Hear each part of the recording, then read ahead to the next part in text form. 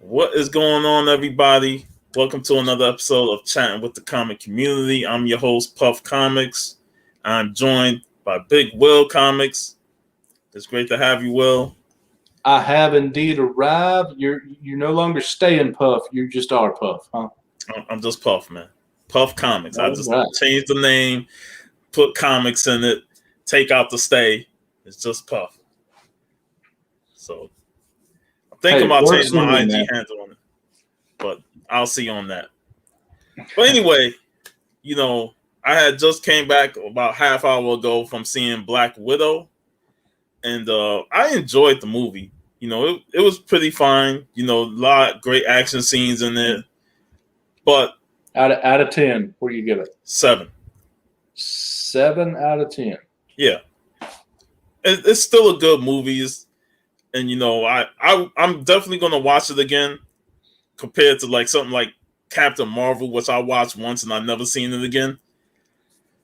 But this my biggest gripe with the movie is that it definitely should have came out years ago. Like this should have been Marvel's first female led movie. Yeah. As soon as we found out she did stuff in the interim between the Avengers stuff, that should have been and here's a movie explaining all of it. Yeah, because I don't want to go into like spoilers and stuff, but we already get the gist of this movie takes place after, so I can't spoil it. This movie takes place after Civil War. Mm-hmm. And it would have been the perfect opportunity. This should have been released, somewhere in between Civil War and Infinity War. And the fact that they never put it out, they kept holding, and then you're gonna put it out after the character dies in Endgame. It just feels like she didn't really get the chance to have her own solo movie and have her own shining moment in between those movies. Yeah. So it's disappointing that it took them this long for them to finally give Scarlett Johansson her own movie as Black Widow. And another problem I had with the movie was the handling of Taskmaster. Yeah. I wasn't a big fan of how they handled that character, and the reveal at the end of the movie was like, it was a letdown for me. It was a letdown. I have seen a spoiler review, and I don't know why spoilers affect people in general. They don't affect me, but I'm not going to spoil anything just in case. But yeah, that's one thing. When I heard that, I was like, but why? What is going on, Al? What's going on, man? What's going on, Big Will? Yo. Cleaning in the Bill of Hill. Oh. Wait a minute. Fantastic Four. Oh, them spec books right there, son. Nice. Hey, bro. I'm telling you, hey, I'm looking like IRS today. I know you looking adapted out like you about to. Yeah, You hear me? Okay. I'm out here looking like IRS. 1, 2, 3, 4, 5, 6, 7. Taking them home. Oh, are they all $1? No, they ain't $1, but they close to it. Down to 10. Good job, fellas. It's always a great job. Hope y'all boys. How y'all boys doing? Well, we're doing great, man. And I see you're having a blast. Shirt and tie. Came in there looking like you're gonna take the whole shop. And enough. You need the direct. They got a direct. Hey, where y'all at? What store y'all at? We at Comics Plus downtown Macon. Go on, show them what you got. Hold on a second. Let me do this.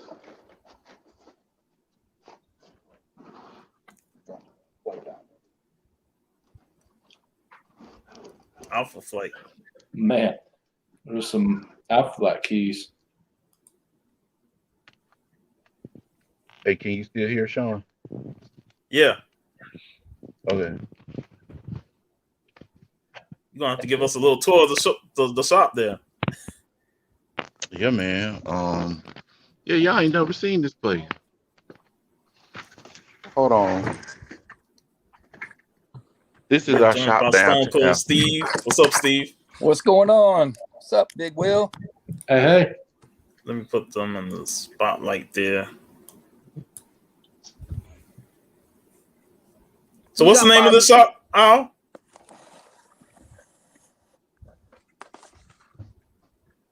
I put it back on my Bluetooth. What's it say, Sean? What's the name of the shop? Comics Plus, Macon, Georgia. Comic Quest. Plus. Comics Plus. Comics Plus. Okay.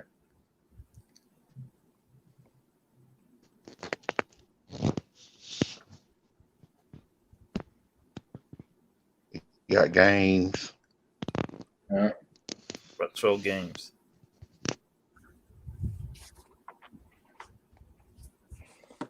Damn, I gotta go find one. Dungeon area down there. Pretty big store. Mm-hmm. Oh, he cut out. Hey. Damn. Oh. Hopefully they'll come back in. Yeah. Well, yeah. I'm gonna watch it at some point. I don't feel like watching in the theater right now. I'm not worried about COVID or anything. I just don't feel like going to the theater at the moment.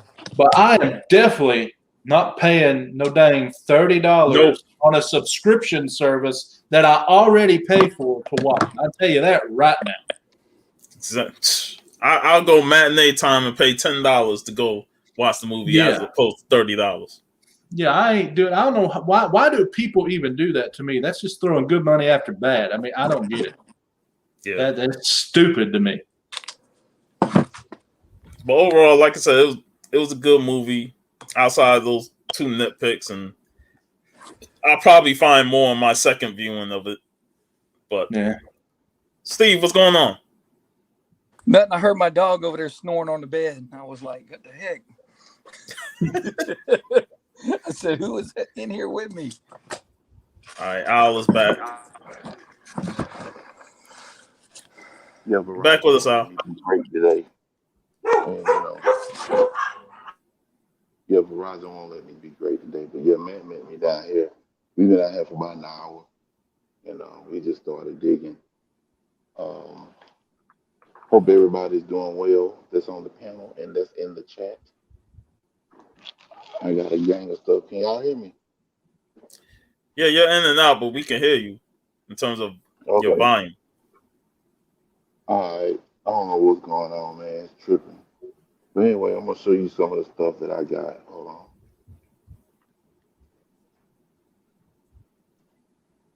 What's going on, Kachun? Okay. Can y'all see that? Yo, She-Hulk.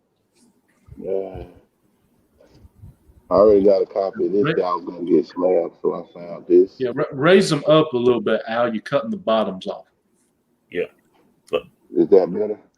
Yeah, that's better. Okay.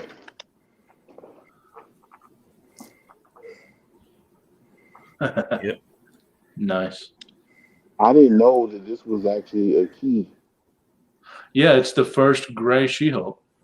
Yeah, I'm just trying to fill the run. Go figure, So yeah, I love this cover right here because I collect Marvel Team Up. Got Captain America with the Rubbermaid shield. Red Brown. Not the fiberglass shield, though. Yeah, that was a Rubbermaid shield, man. They made that out of something in the backyard back in the day. So Big goat. I'm not going to go through all of them. A big goat. Oh, that's nice. a good one. That one's hard because of the cover to get in the high grade. Right. So just trying to get nice. The final issue. Yep. So yeah, man, we on our grind. Trying to That's get it. some stuff. Yeah. So I'll show some more stuff tonight. But I gotta do a haul video. What's going on, fellas? Home Cold, how's it going? What's going on, man? Hey, I got you something today. It should be coming at the end of the week from Urban Legends. I'm a crowd on camera. God. Hey, that sucker took my address for you, and he didn't give it back. I just realized that, and I'm all the way home. Oh yeah. Yeah, he said, what do you want to put on? I said, put the Macon Mangler. You can put Big Al. You can put any damn thing on that you want. Put the Russian Killer. The Russian Killer. Yes. I like to tell people this all the time, man. He's a Russian killer. A Russian is not the kid going to kill you. But yeah, man. Hey, Matt said, "What's up, Stone Cold?" Should have had you in the Black Widow movie with that Russian voice. Man, I would have been out of place. Like, Black Russian, where is he from, man? He's from Africa or something? Like, No, I'm Russian. Hey, man, I some mixed reviews about that movie, man. I saw it. I went to the 11 o'clock showing, and it was pretty good. I enjoyed it. It has its issues, but I gave it a 7 out of 10. Oh, okay. So you gave it the same rating that Larry did. Okay. What were you about to say before I really interrupted you, man? I'm sorry. Katoon was asking again, what store you at in Macon? It's Comics Plus, Macon, Georgia. It's on Cherry Street, right, man? Cherry Street. It's a huge. I didn't even go through part of before my phone cut me off, man. But they have a really huge selection of stuff, and we actually finding some gold. I mean, we are literally finding some gold today. Like it is. I didn't expect to come down here and spend what I'm about to spend, but yeah, I'm about to spend what I'm about to spend. But it's all in fun and all in the beauty of collected comics. And thank you in advance, Steve. I appreciate whatever you got me, man. I just hope I didn't send you one you already got. But if I did, I did. I don't care. You know what? Beggars can't be choosers, man. If I'm out on the street and I'm needing something to eat, I can't ask you for a triple quarter pounder if you give me a chicken sandwich. You know what I'm saying? So, you can't be like that, man. But I got something for you, man.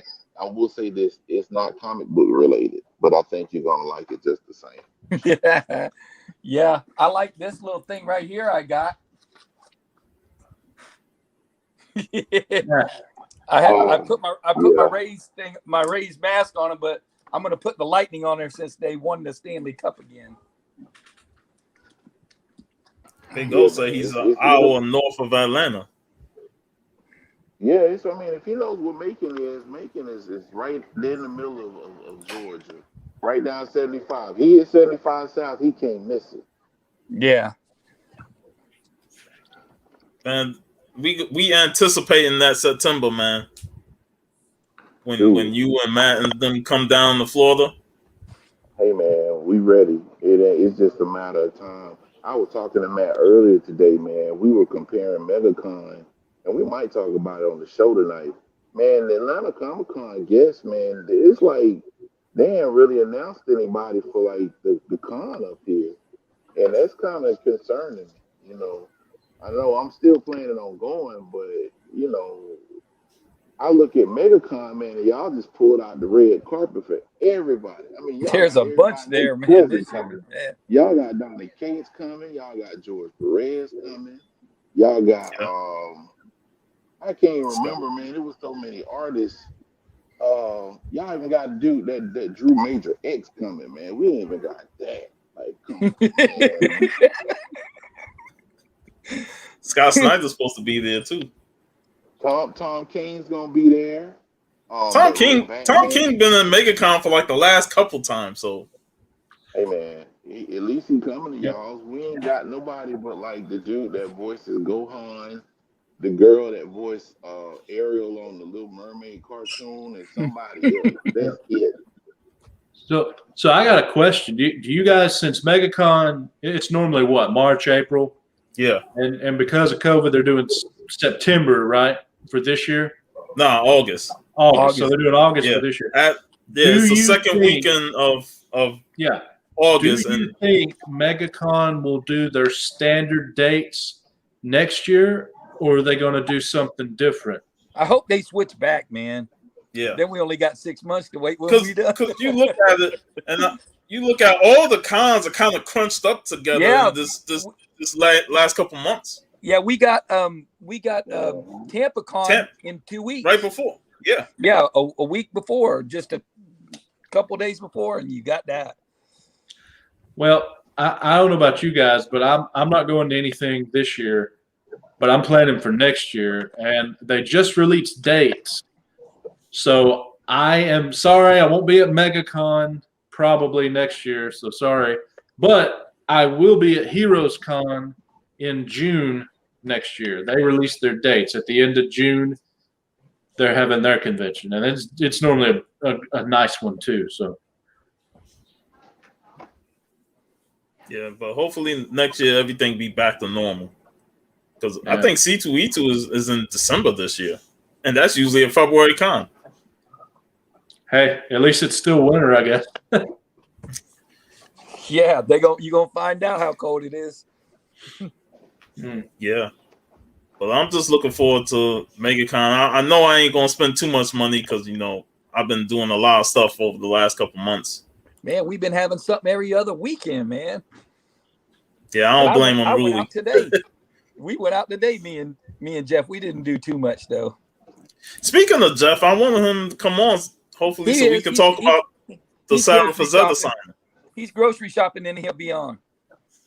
Yeah, he's gonna talk about the Flag Comic signing. Yeah, she's gonna be at. He left a little bit ago. We went and ate lunch, and then he went home to get some groceries, and he said he'll be on. Oh, he's got a whole bunch of stuff to show that he got signed. I thought she was gonna be at MegaCon.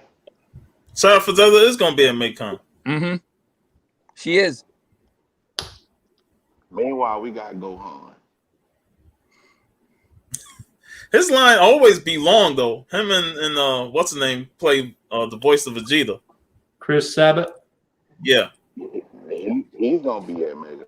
Hey man, I see Al switching September to August soon. Don't you feel that, Pup? He's pondering. You see it right there. He's pondering.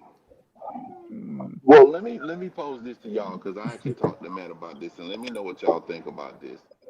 I honestly believe that the amount of attendees at a con can greatly affect the traffic that a convention gets, because of the simple fact that when you have certain people that's coming, like Donnie Cates and Rosetta and Christopher Sabat, you draw more people in. And by drawing more people in, that gives the vendors at those particular cons the ability to make more money because there's more people in the vicinity.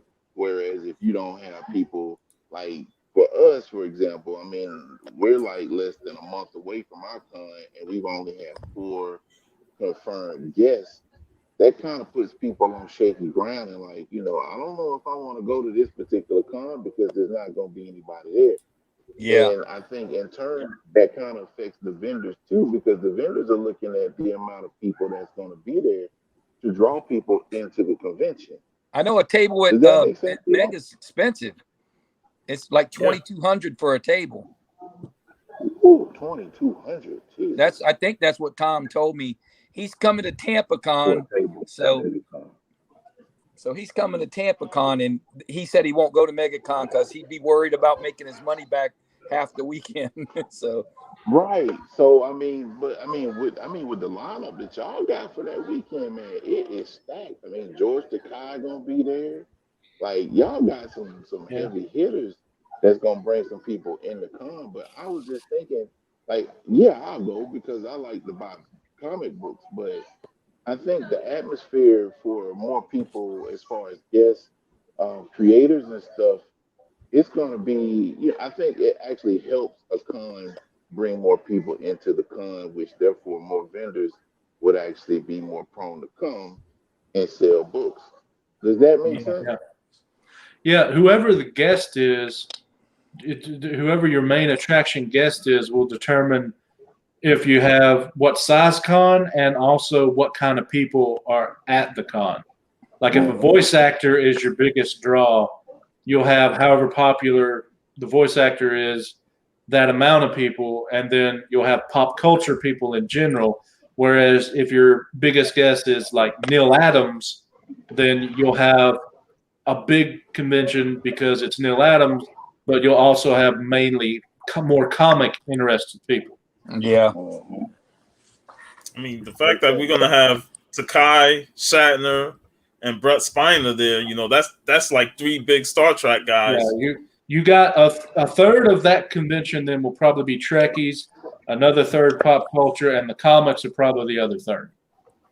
And see, that's a great mix, because when you have that diverse array of guest stars coming at your con, you bring in, because I mean, a lot of comic vendors, they sell more than comics. John. They sell statues, they sell memorabilia, they sell Funko Pops and stuff. So it's actually an opportunity for them to make money on just about everybody that shows up, as long as they have the type of product for those folks.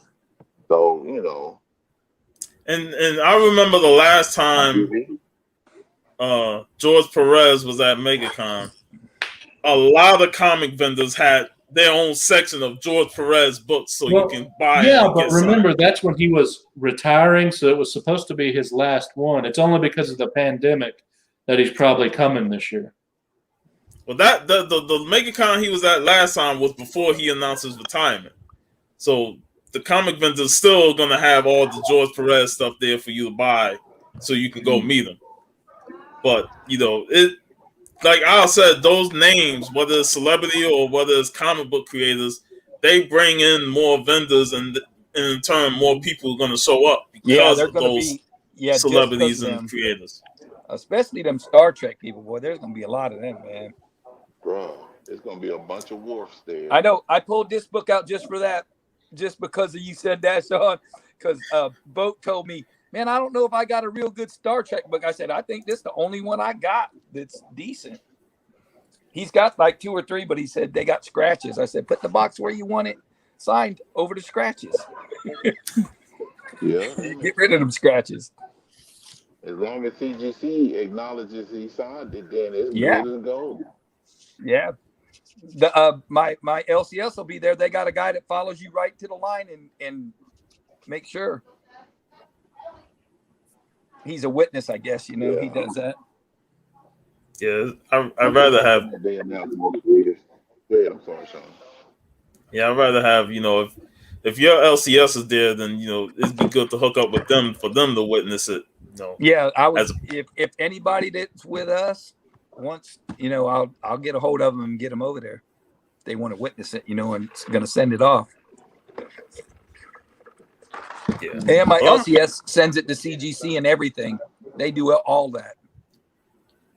They drive the books down too and pick them up like Ybor City. I think Ybor City's going to be there too, so they'll probably have a guy witnessing. They're going to be there, so we'll be covered on that aspect for sure. So you'll get it about June of next year. Yeah. Now I'm not going to give you no times when you're going to get it, because, Lord, I keep hearing about that damn Vampirella book. Jeff ain't got back yet. Yeah, that's right. Well, I know, you know, Will was looking to talk about it, and he's going to make a video on it. And I know me and Al and the crew are going to talk about it tonight. But CGC wants to grade video games now. And I'm like, man, shouldn't y'all focus on the books that y'all have there to get them back to your people than to try and say, oh, we're going to start grading video games? Because I feel like Blackstone purchased this company and now they want to initiate something new as opposed to, you know, fixing the problems that they already have. Yeah, let's get what's on our table, fix it, and then if we can expand after everything's under control, we expand. I think they already had it in the works, because you know they hired that 70 people. They're looking for more. Well, guess what? They now are doing trading cards. That's where a lot of those people went. And now they're wanting to do video games. I bet you most of the people they hired went to those things, not even the comics. Exactly. Yeah. Exactly where they went. And then thanks to all that crap they did, changing prices and tiers with the comics, you literally have over 140-day wait time for a Silver Age comic book. That's 7 months. Yeah. That is insane. I mean, as of this month, you will no longer even if you fast track, well, maybe if you fast track, but this month on, if you submit anything to CGC, you cannot expect it back until 2022. That's ridiculous. Like, you want to get into this whole video game grading thing, and you hire more people to bring to that side from, but then you got people that still got books at CGC for the last 4 or 5 months. Yeah, and you got to think, man, CGC has probably been thinking about this and putting resources into it instead of taking care of their comic stuff for a while. Because you got to think like WADA, to have a case for games, that's an entirely different mold. Yeah, monster. that's a different process. Yeah, that you got to have different people grading. You got to have, it's a whole different animal. So they had to have been planning this for a while. No wonder they've been neglecting everything else. Yeah, I just feel like, that's not news that you want to see coming out of this purchase from Blackstone. Yeah, that's Holy probably what crap. they've been doing with them new guys, training them for that stuff. Guaranteed. Dude, check this out. I'm on CGC's site right now. Now opening comic book submissions delivered the week of May 3rd. Man. Modern turnaround time, 116 days. Divide 5 into that because that's business days. That tells you how many weeks. Yeah. Economy, 153 days. Get this. If you want to fast track it, yeah, I'll fast track it, but it ain't half no more. Fast track is 131 days. Wow, man. I'm glad I got my books done when I did most of them. Thank God. Because if I send them away, hell, I probably forget I have them till I see them. Oh, damn, I forgot about this book. I thought I had it. So out of curiosity, I'm going to put that in. So 131 divided by 5, that's 26.2 weeks for fast track. Oh, man. Yeah. Half the year for freaking, wow, man. Hey, man, CBCS is starting to look a little bit better every time, man. Oh, yeah. And you know what, though, Steve? If they had their ducks in a row, they could capitalize on that. Exactly. They should have seen this happening and be ready.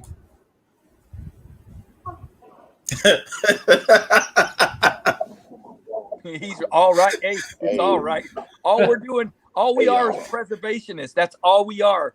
We're keeping books for somebody else, and they're going to keep them hopefully for someone else. And you almost need to write. They need to have something on the back that says where this book originated and how it got passed down. That would be a cool little thing to look at, right? Hey, and just for an FYI, the same 2 tiers for CBCS.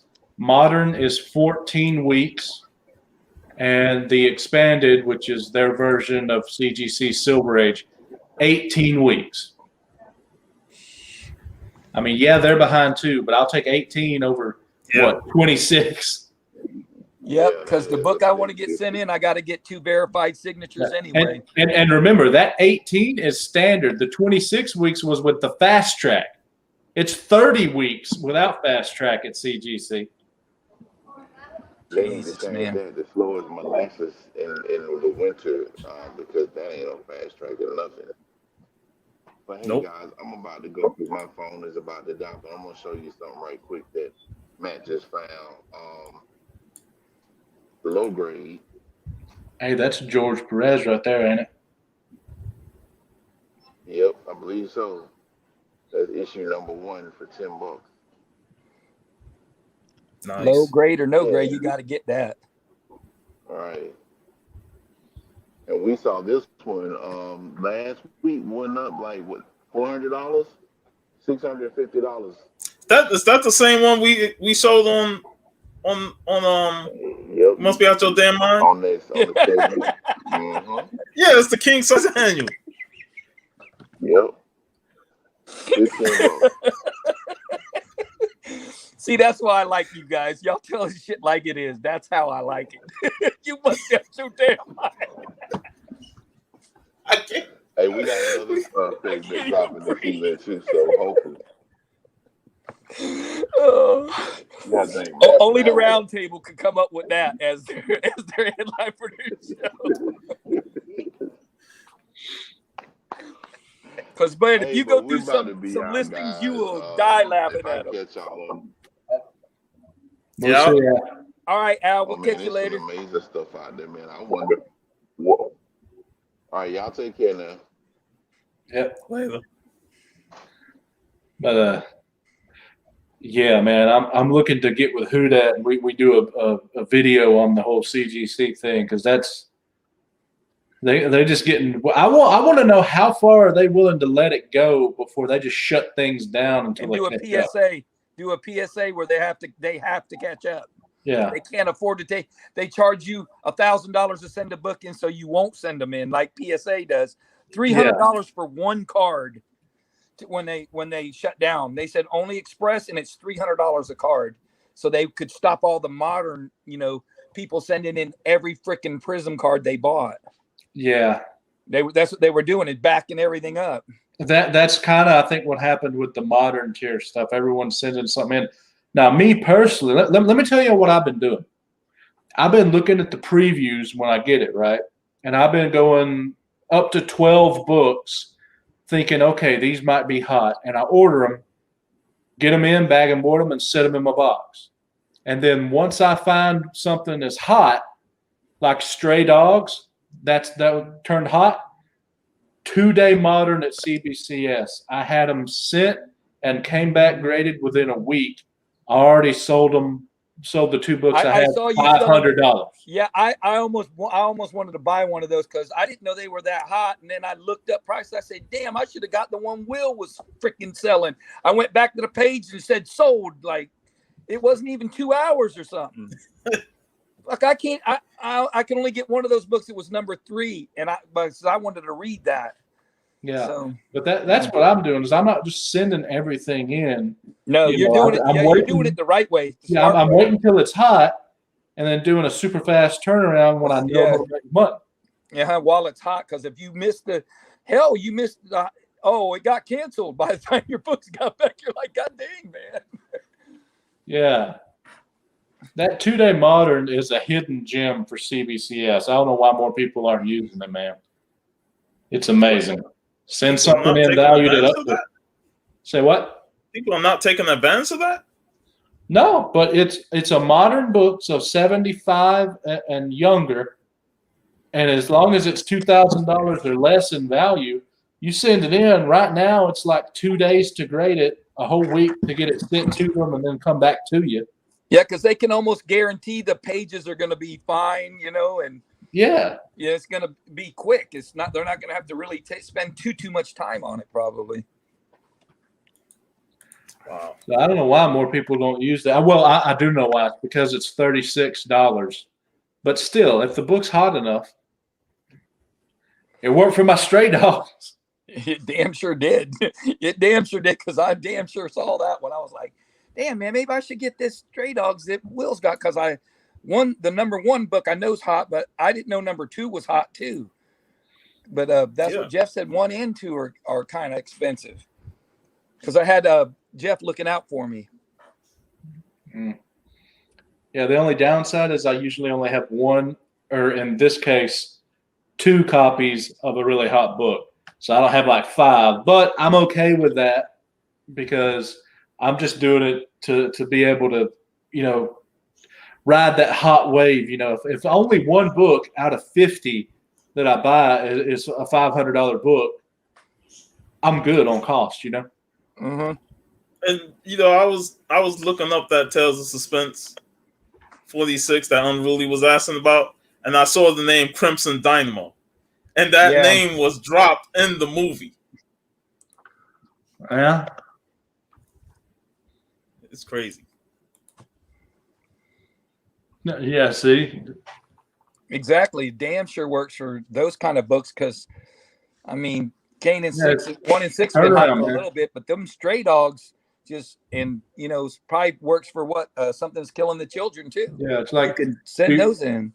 Do you want CGC's 116 days? Do you want 14 weeks regular modern? Or do you want 2 days to get it back? Yeah. Hey man, play my Jeopardy music. Do do do. I may have said the name, but he wasn't in the movie, so there ain't no spoiler. No, they didn't even show him. He was just name dropped, and people are specking on the book just because of that. Yeah. Hey, how do they name drop him if they said they didn't use his name? How do you name drop him?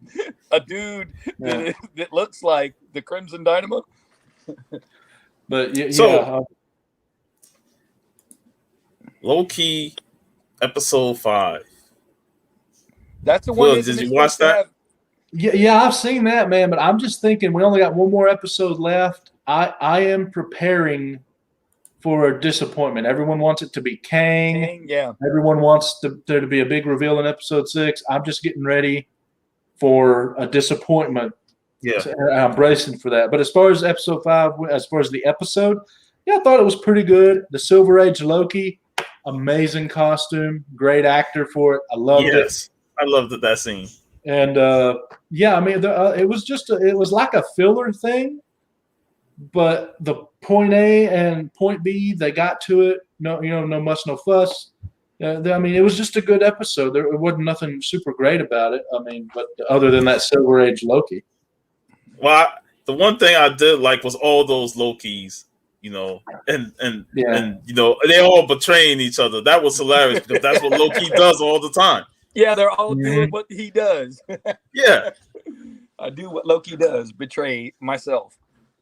But as far as what you say, well, I'm in agreement with that. I'm like, it's almost like people want to see some big reveal, and I'm like, I ain't gonna get myself high hopes because it ain't gonna be no major reveal. We all know when Kang is coming, and it ain't gonna be in that lesson. With Mephisto and the WandaVision, we should have already learned our lesson. But Kevin Feige had said, you need to watch the shows if you want to know everything that happened in the movies, which is code for you don't have to watch the shows to understand the basic gist of the movies, which tells me that nothing of extreme importance is ever going to happen on a Disney Plus show. Those things will happen in the movie. So we'll get ancillary stuff, we'll get build-ups to things, but the big punch will never be on Disney Plus. That'll be in the movie. Yeah. What's up, Lady Fantastic? Yeah. Caroline. So aggressively relaxing.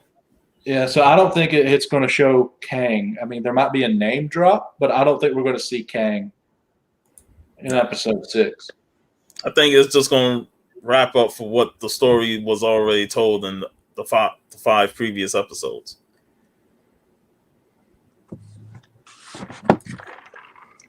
So what did you guys think of the What If trailer? I haven't seen it yet. It's good. You'll like it, Steve, but it's not like no big thing. It's What If. It's just your characters, what if, and they change the story. Animated, voice actors from the movies are doing most of the voices. It was good, but it ain't nothing to write home about. It's going to be a good show.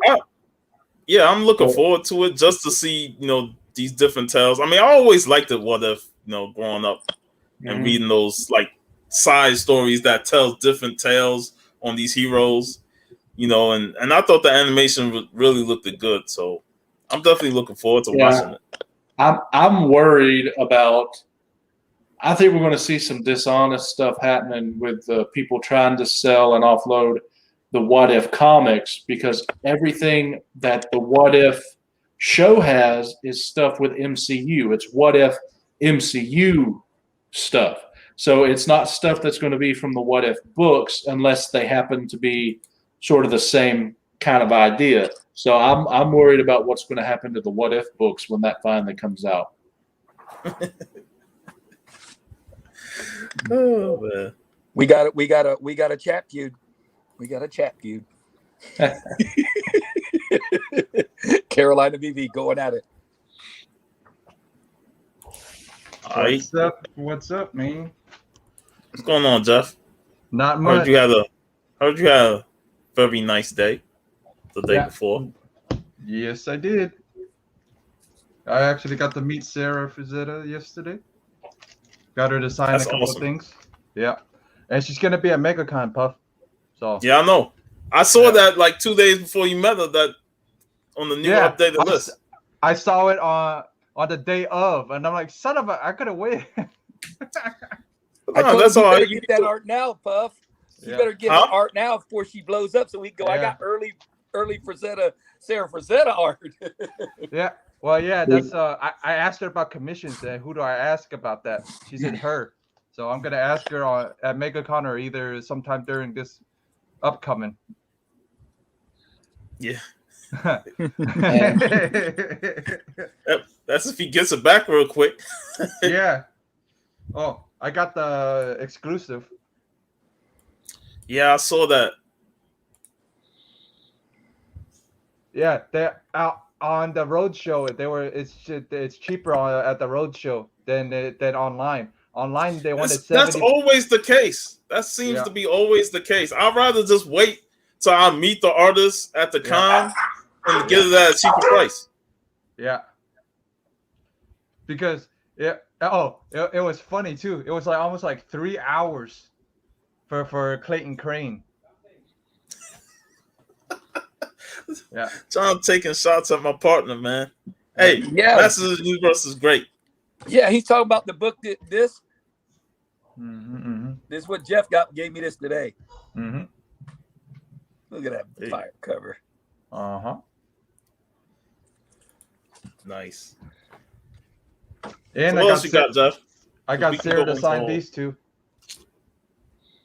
Nice. The German edition and the English edition. So I had her she's got a good signature too, man. Her signature is pretty cool. And I got her to sign Vampy 1 reprint, the reprint of Vampy 1.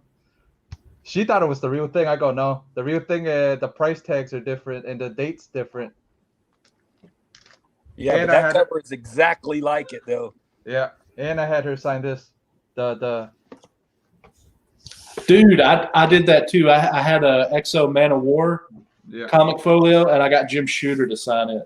Yeah, I did that too. So, and then this is gonna be for Boat. So, if he watches. Yeah, so I'm gonna end up grabbing some.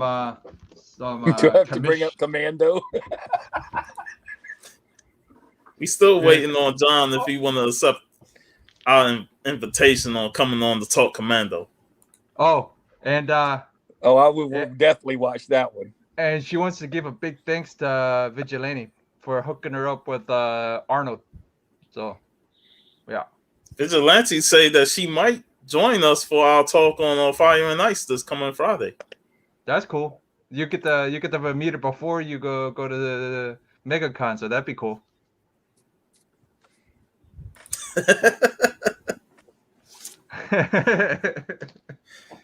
Every serious movie site. Yeah, but my thing was I really wanted to sign this thing, but it's way too fragile to do anything with. But I had to take a picture with it, so that's better. Yeah, the picture was awesome. Yeah, my idea is to print that picture and have her sign the picture and put it in the back of the book, on the back of the bag and board here, or back here. That's what I was thinking. I might print that picture out and have her sign that. That'd work. Yep. Anything else you want to show? That pretty much was it. I didn't. There it is. There it is. The 23rd Commando talk. Book it. It's on the books. Oh yeah. We're gonna have John Comics for Kids coming out talking Commando. What'd be cool if he could. Hey, that's your show though, Sean, right? That y'all do on Friday? Yeah. Mm-hmm. Okay. So that's good because Fridays are a light day for me. That's always good. Usually. This one wasn't, but usually they are.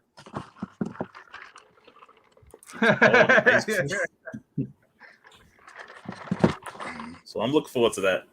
So if you're done, Jeff, I'm gonna go ahead and show what I have.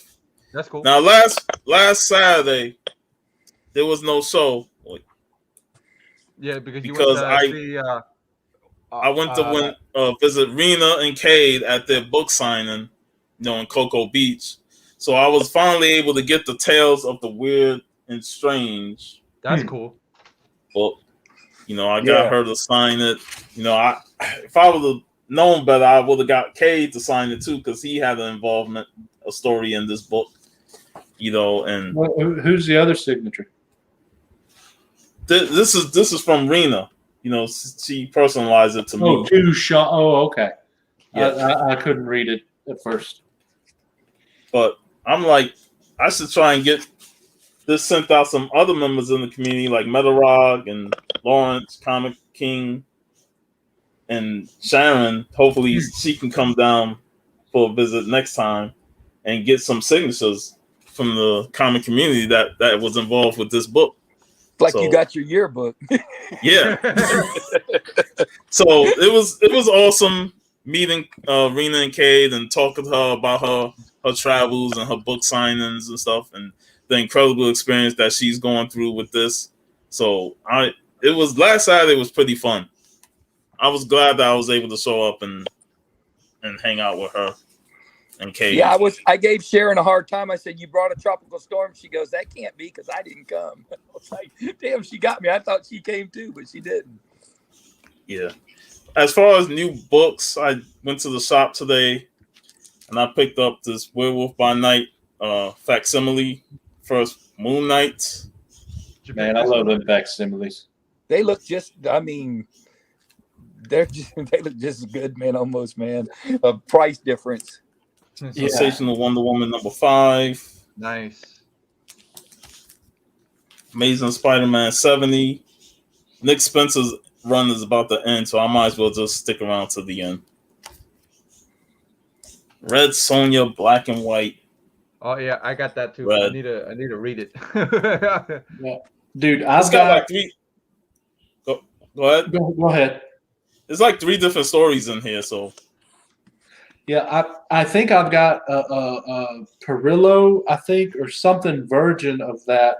I ordered 2 of them. I think it's of that book. I don't know when they're coming in though. No need to be jealous, man. No need to be jealous. Yeah, it was awesome meeting up with those 2, and hopefully I can meet up with the rest of you guys whenever y'all come down to Florida. Whenever we travel out of Florida. Yeah, I was about to say y'all could leave Florida, Yeah, I was wondering when someone's going to say that. Well, why did you have to start bringing that up? They're all going to jump on that back. Well, get your ass out of Florida, man. We ain't come there. You can come here. Yeah. If anybody comes to Florida, I'm willing to meet, and if I travel outside of Florida, I'm willing to meet. So, yep. Noctero #5. Is that any count? That's one of them books I got the #1 of because maybe. Is it any count? It seemed like a good idea for a story. I've read the first 3 issues. I gotta catch up on the last 2. But I've enjoyed the issues 2 and 3 more than 1. Swamp Thing, continuing to enjoy this. Dune House Arteries #8. One of my favorites, I can't wait to read this, is 2 Moons #5. Vampirella #21. Yeah, that's been really good, man. Yeah, I've been liking his run. I doubted his run, but it's the Catwoman Annual. Nice. Who's the cover by? It looks like one of those old school covers. Looks like I know the artist. I just, huh? That the Phantom Stranger on it? Looks like it. Yeah. But I think I know the artist. The name's not coming to my mind now. Oh, that's cool. Wonder Girl #2. How's that, Puff? I still ain't read #1 yet. Green Lantern #4.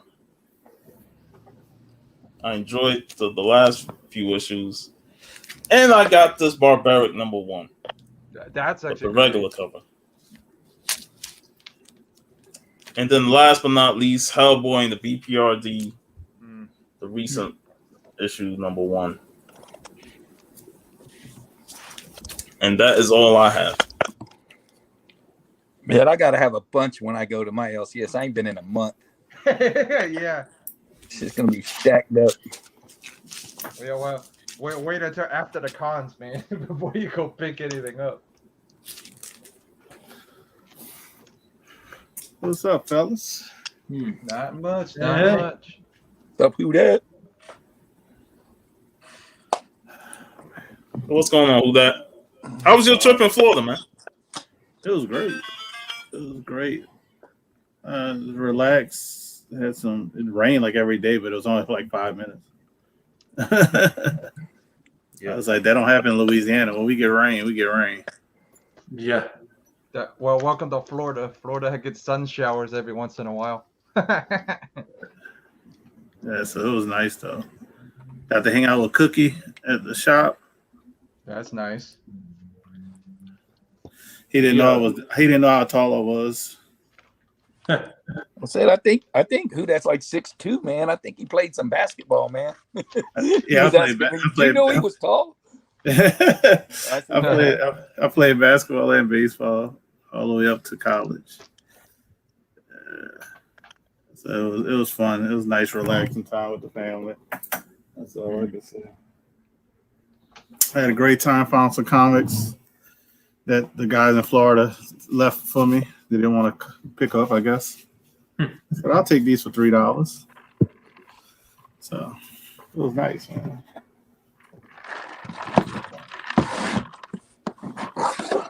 Exhausted though.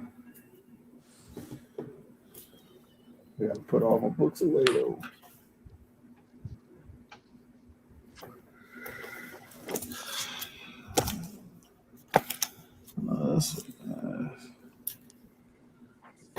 Gotta get my stuff together for Fan Expo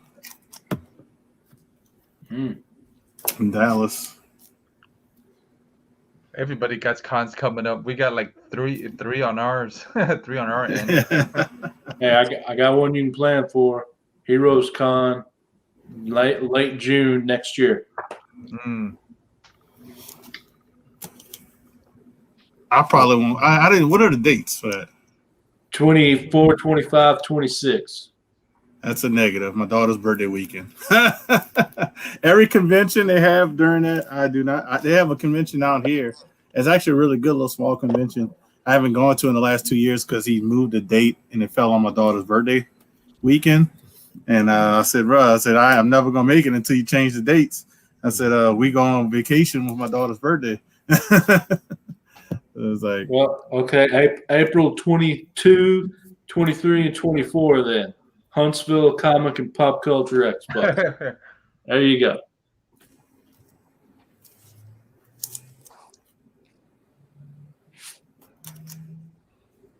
found some stuff. I'll show some stuff that I found in Florida while I got a little break because I'll be leaving, doing some errands. So found some Blue Marvel covers. That's cool. Mighty Avengers 3. He doesn't have many covers besides in his run, so solo covers. Mighty Avengers 10. What else did I find? I found the first appearance of Rescue, and they're both the same price, but that in a secret variant. What else? What's up, Lady Fantastic? I found Atlantean and Wakanda War. Avengers versus X Round 7. So that, and then also they had 3 of these. I gave Cookie one for driving me back to the hotel, but they had 3 of these, and these deal with the Wakanda and Atlantean War. So I had 3 of those, and I found this. I didn't have issue 3, the Nemesis. And the big books I found was not big books, though.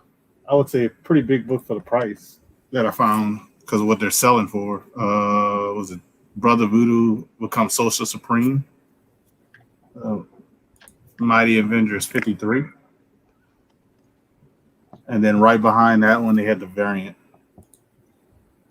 which is like $100 book, I think. Damn. Yeah, so I was like, So Cookie, I said thank y'all for allowing me to come pick in Florida and find some stuff. I said because I didn't expect to find anything. That's how he brought me to another shop that he said he kind of goes to, and it was like super expensive. Take the what is it? Tate's. I don't know. I can't remember which one he No, took. Tate's is in Fort Lauderdale. He was in West Palm. Yeah. Okay. It was another one out there. Like literally, they had Kanan #6 raw for like $300. And I was like, Jesus Christ! The only thing that actually was priced decent was the Clone Wars #296. That was actually priced at fair market value. So That's pretty cool. that's all I found out there, man. I got to see what my wife's calling me, so I'll be right back. Shoot, Pup. Urban's had 2 Batman Adventures 12s, Harley Quinn. Yeah, I saw it. And he said they were mint, man, and he sold them for $500 each. That was cheap, man. Yeah, I'm they were kicking gone. myself a little bit for not grabbing one now. They were And gone the grabbing next it. day. Yeah, grabbing it and send it off to grade it, man. It would have been if it came back at 9.8, it would have been. Yeah, but I would have got it back in 64 months, so I don't know. Hey. Might have went up or down. Who knows? Yeah. Oh, and I picked this up from Yancey Street yesterday. First appearance of Purgatory. This is the actual first appearance of Purgatory. Issue 4 of this run. Nice. Because the issue 1 is cameo. Yeah, them and that cameo crap, man. Yeah, I'm like, dude, it's still appearance, but okay. That's nice. Mm-hmm. Hey, have you guys looked at Shortbox yet? The app? Oh yeah, yeah. Will was talking about it earlier. Yeah, I was asking him about the Whatnot app. You know, I just looked at the Shortbox because somebody said something about it, so it was free, so I downloaded it. Yeah. The what was it? Discovery uses it to sell stuff sometimes. Yeah. It's just another app that they sell slabs right now. Yeah. They're gonna end up selling raw books on there too. Watch. Just watch. Yeah. Right now though they're charging you 10% commission. So I don't know about that. So it better be big books if you're gonna be selling. Well, not necessarily. Yeah. I mean, it's just. Well, I was going to say that they don't have, but yeah, there's some. I don't even think they're at 100,000 downloads yet. So, I mean, eBay's 4.5% more, and you got millions and millions of eyes on it. So it's no point to me. I mean, no offense to those guys, but yeah. Plus, it's a new app, so you don't know transaction-wise what's going to happen. You know, if it's a larger transaction, what's going to happen. Yeah, I heard someone trying to explain how they ship stuff, and it sounded a little confusing. So I'm just right. I just was looking at all I've done is looked at the books, and I didn't see no great deals nowhere so far. Except I did see one good deal was Fantastic 452 4.0.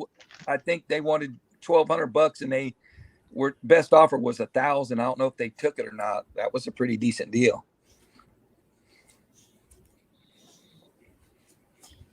But yeah, I downloaded it, checked it out too, then deleted it. We all downloaded it and checked it out.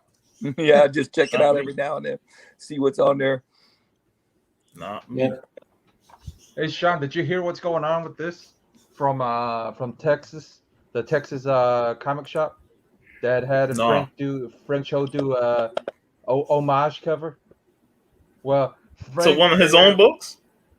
Yeah, he did a homage cover, but the homage cover is to Jungle Girl from Frazetta, right? But Sarah doesn't own the rights to that. But so I'm guessing either one of her uncles is telling them a cease and desist letter, sent AWA a cease and desist letter. So,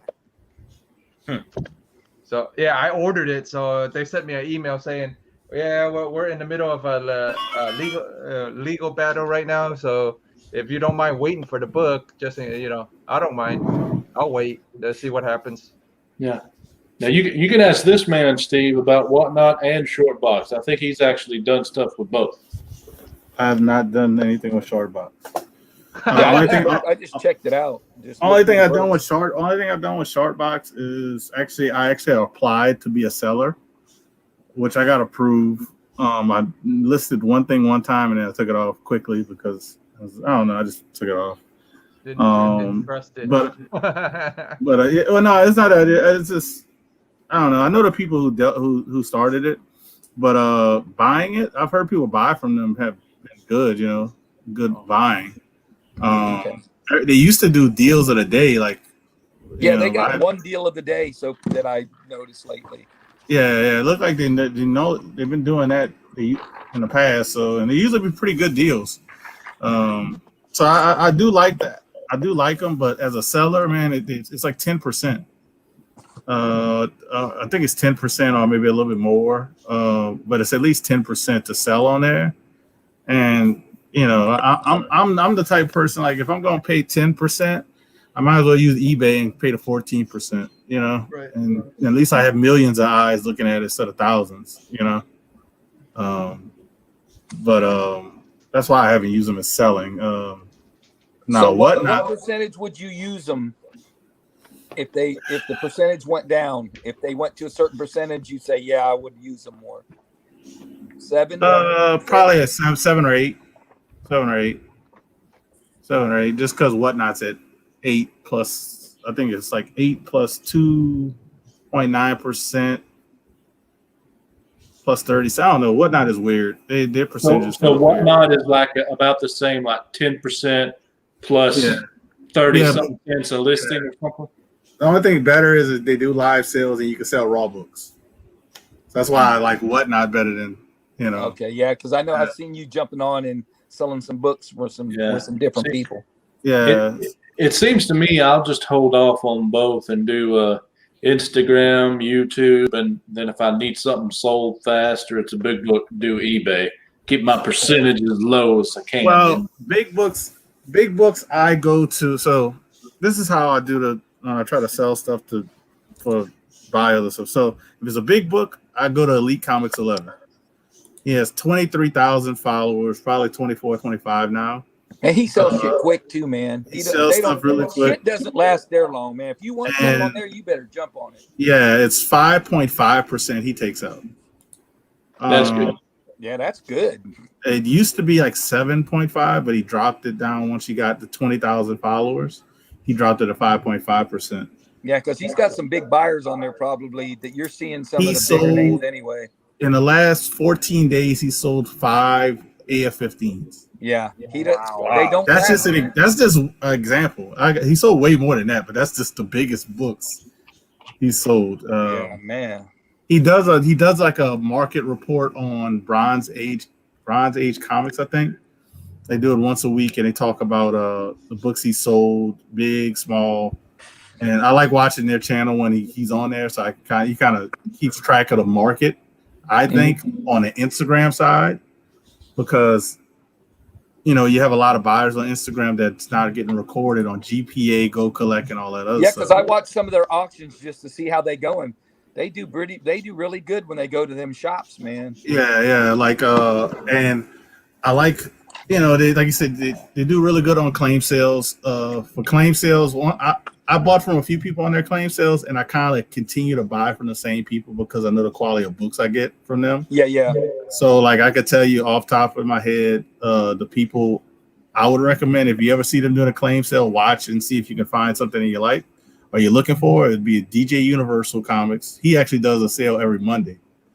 They call it Monday Night Raw. He has like a garage full of comics. He owns an LCS and he has a house full of comics. So he's trying to get rid of some of the stuff. He literally sold about six to 8 NYX is number 3. Raw. Yeah, it's Elite Comics. Simeon on Instagram. Yeah, Elite Comics 11. There's like 3 of them that do the sales, right? Who that's like 3 of them? Yeah, well, it's the main guy, Ali. He got like 2 other people that help him. What? Yeah, he's got one bigger guy and one guy that wears the glasses with the He's the cool dude. Yeah, he has the mustache. He has the mustache. Yeah. Late night. They call him late night. Music and he's always jamming. Yeah, late night. That he showed late night with Joe. That's what they call it because you'll see the sexy covers and lady covers when he's on there. Okay. Yeah. So. But yeah, DJ Universal, Kyle's Comics. It's a couple of other guys in New York that I'll buy from all the time because I've gotten this one. DJ Universal, this is what I got from him recently. That just came back. So he sells like 9/8. So yeah. Okay. Yeah. I saw that lady was like, I thought eBay was like 30%. So I actually just looked it up and they've changed it. PayPal's also changed their prices as well. We got for collectibles, selling collectibles, up to $7,500. eBay takes 12.35%, and then PayPal is doing 4%. So you're at 16.35%, and add another 2.35%. On top of the $7,500 on the portion above $7,500. So pretty much what you want for the book, you're gonna have to add that percentage onto the book. Yeah. So if I'm selling something for $100, I immediately got to take $16.35 off. That's if you're using PayPal. They recommend you just getting paid through them. So you can, if you get paid straight through them. Oh wait. Yeah, you're right. My bad. Yeah, so they made you pay. It's only direct, I think 12.35%. So it's actually gone down then. Yeah, because they make you they don't want to use eBay no more. They made you put your PayPal direct. Yeah. It takes a little longer to get paid, but it's less percent. That means it's gone down from 14.5 to just figure 13% for eBay. Yeah, if you're selling stuff under $7,500. Yeah. Like I said, if I'm selling something for $7,500 or more, I'm going to Elite Comics 11. Yeah. And then I'm going straight over there. If you're selling big books, go to him. If you're looking to buy a big book, go to him. If you're looking to buy any type of books, actually go to him. Yeah. Now, if you buy on eBay, it's just taxes, and then I believe you go through PayPal there too. If you buy it, they don't charge you to buy the 4%. Yeah.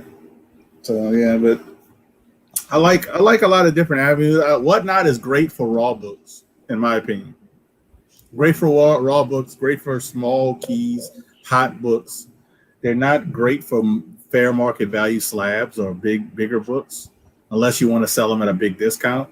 So exactly how do you sell on Whatnot when you're doing raw books? Because I know Discovery Bay was telling me it costs to do a listing on there. It costs so many cents per listing, but you're talking about live sale. Oh yeah, he must be talking. They only do set listings for like Funko Pops. They don't do listings for comics yet. The comic selling portion of the app is still under beta form. That's why they limited how many people sell and all that stuff like this. So, I mean, you just got it. Once you download the app, there we go. Once you download the app, you're gonna click where it says schedule. You schedule your sales or your live sales shows. Okay. Once you click that, once you click that and schedule everything, that's when you can click add. They have a little button where you add books. And once you add them, you put everything in the description, what it is, condition. When you're live, you show off the condition anyway. You can add stuff while you're live. So, like, say you live, I forgot to add a couple books, so you can add those books while you're doing the auction live. I don't recommend it, just because you got too much going on. Just schedule the stuff ahead of time and do it. So Whatnot has everyone already enter in their information. So when they bid, it automatically takes care of that, right? You cannot bid on an item unless you, I think, have your PayPal or I think a credit. I don't know if it's credit card or something. I know it's PayPal for definite. You have to have your PayPal on there. to bid on something. So, because I tried to see if I could just bid on something before I added it, it wouldn't let me. It like directed me to adding my PayPal information. So then how do they know? So I guess that's how they realize how many different transactions you're doing. So if you sell 10 items at $10 a piece for $100, how much do they take? All right, I'll show. I can easily show that because I just sold like a week ago some items on there. So let's go to the Kanan. So I got Kanan, the Last Padawan, view. Come on, there we go. It says $69 it sold for. Yeah. I click these little three dots. Yeah. Once you click those three dots, it'll pop up a little something at the bottom. It'll say earnings. Yeah. And there we go. And it'll tell you the earnings and it breaks it down. 8% commission, $5 it got taken out. Processing fee, 30 cents. And it shows what I clear out at 80. Yeah, $69. 10.9% plus 30 cents is what it cost you for that one listing. Basically. And they said they're probably gonna have lowering their commission fees. But they're just starting up with comics. And what I think the processing fee and the 30 cents is the 30 cents I think goes with PayPal. The processing fee, because they say you don't have to pay for shipping. I think the processing fee is you paying for shipping. Because that's how I'll look at it, It's like wait a minute, you don't pay for shipping? That's what they say. No, I mean you the seller don't pay for shipping, or me the buyer? Me the seller. Then how do you ship something? You have to once you put everything for us, the shipping size of the box and weight and all that stuff, you just click submit and the shipping form will pop up. So it's already integrated. You ship through their app. You have to ship through their app. If you don't, you won't get paid.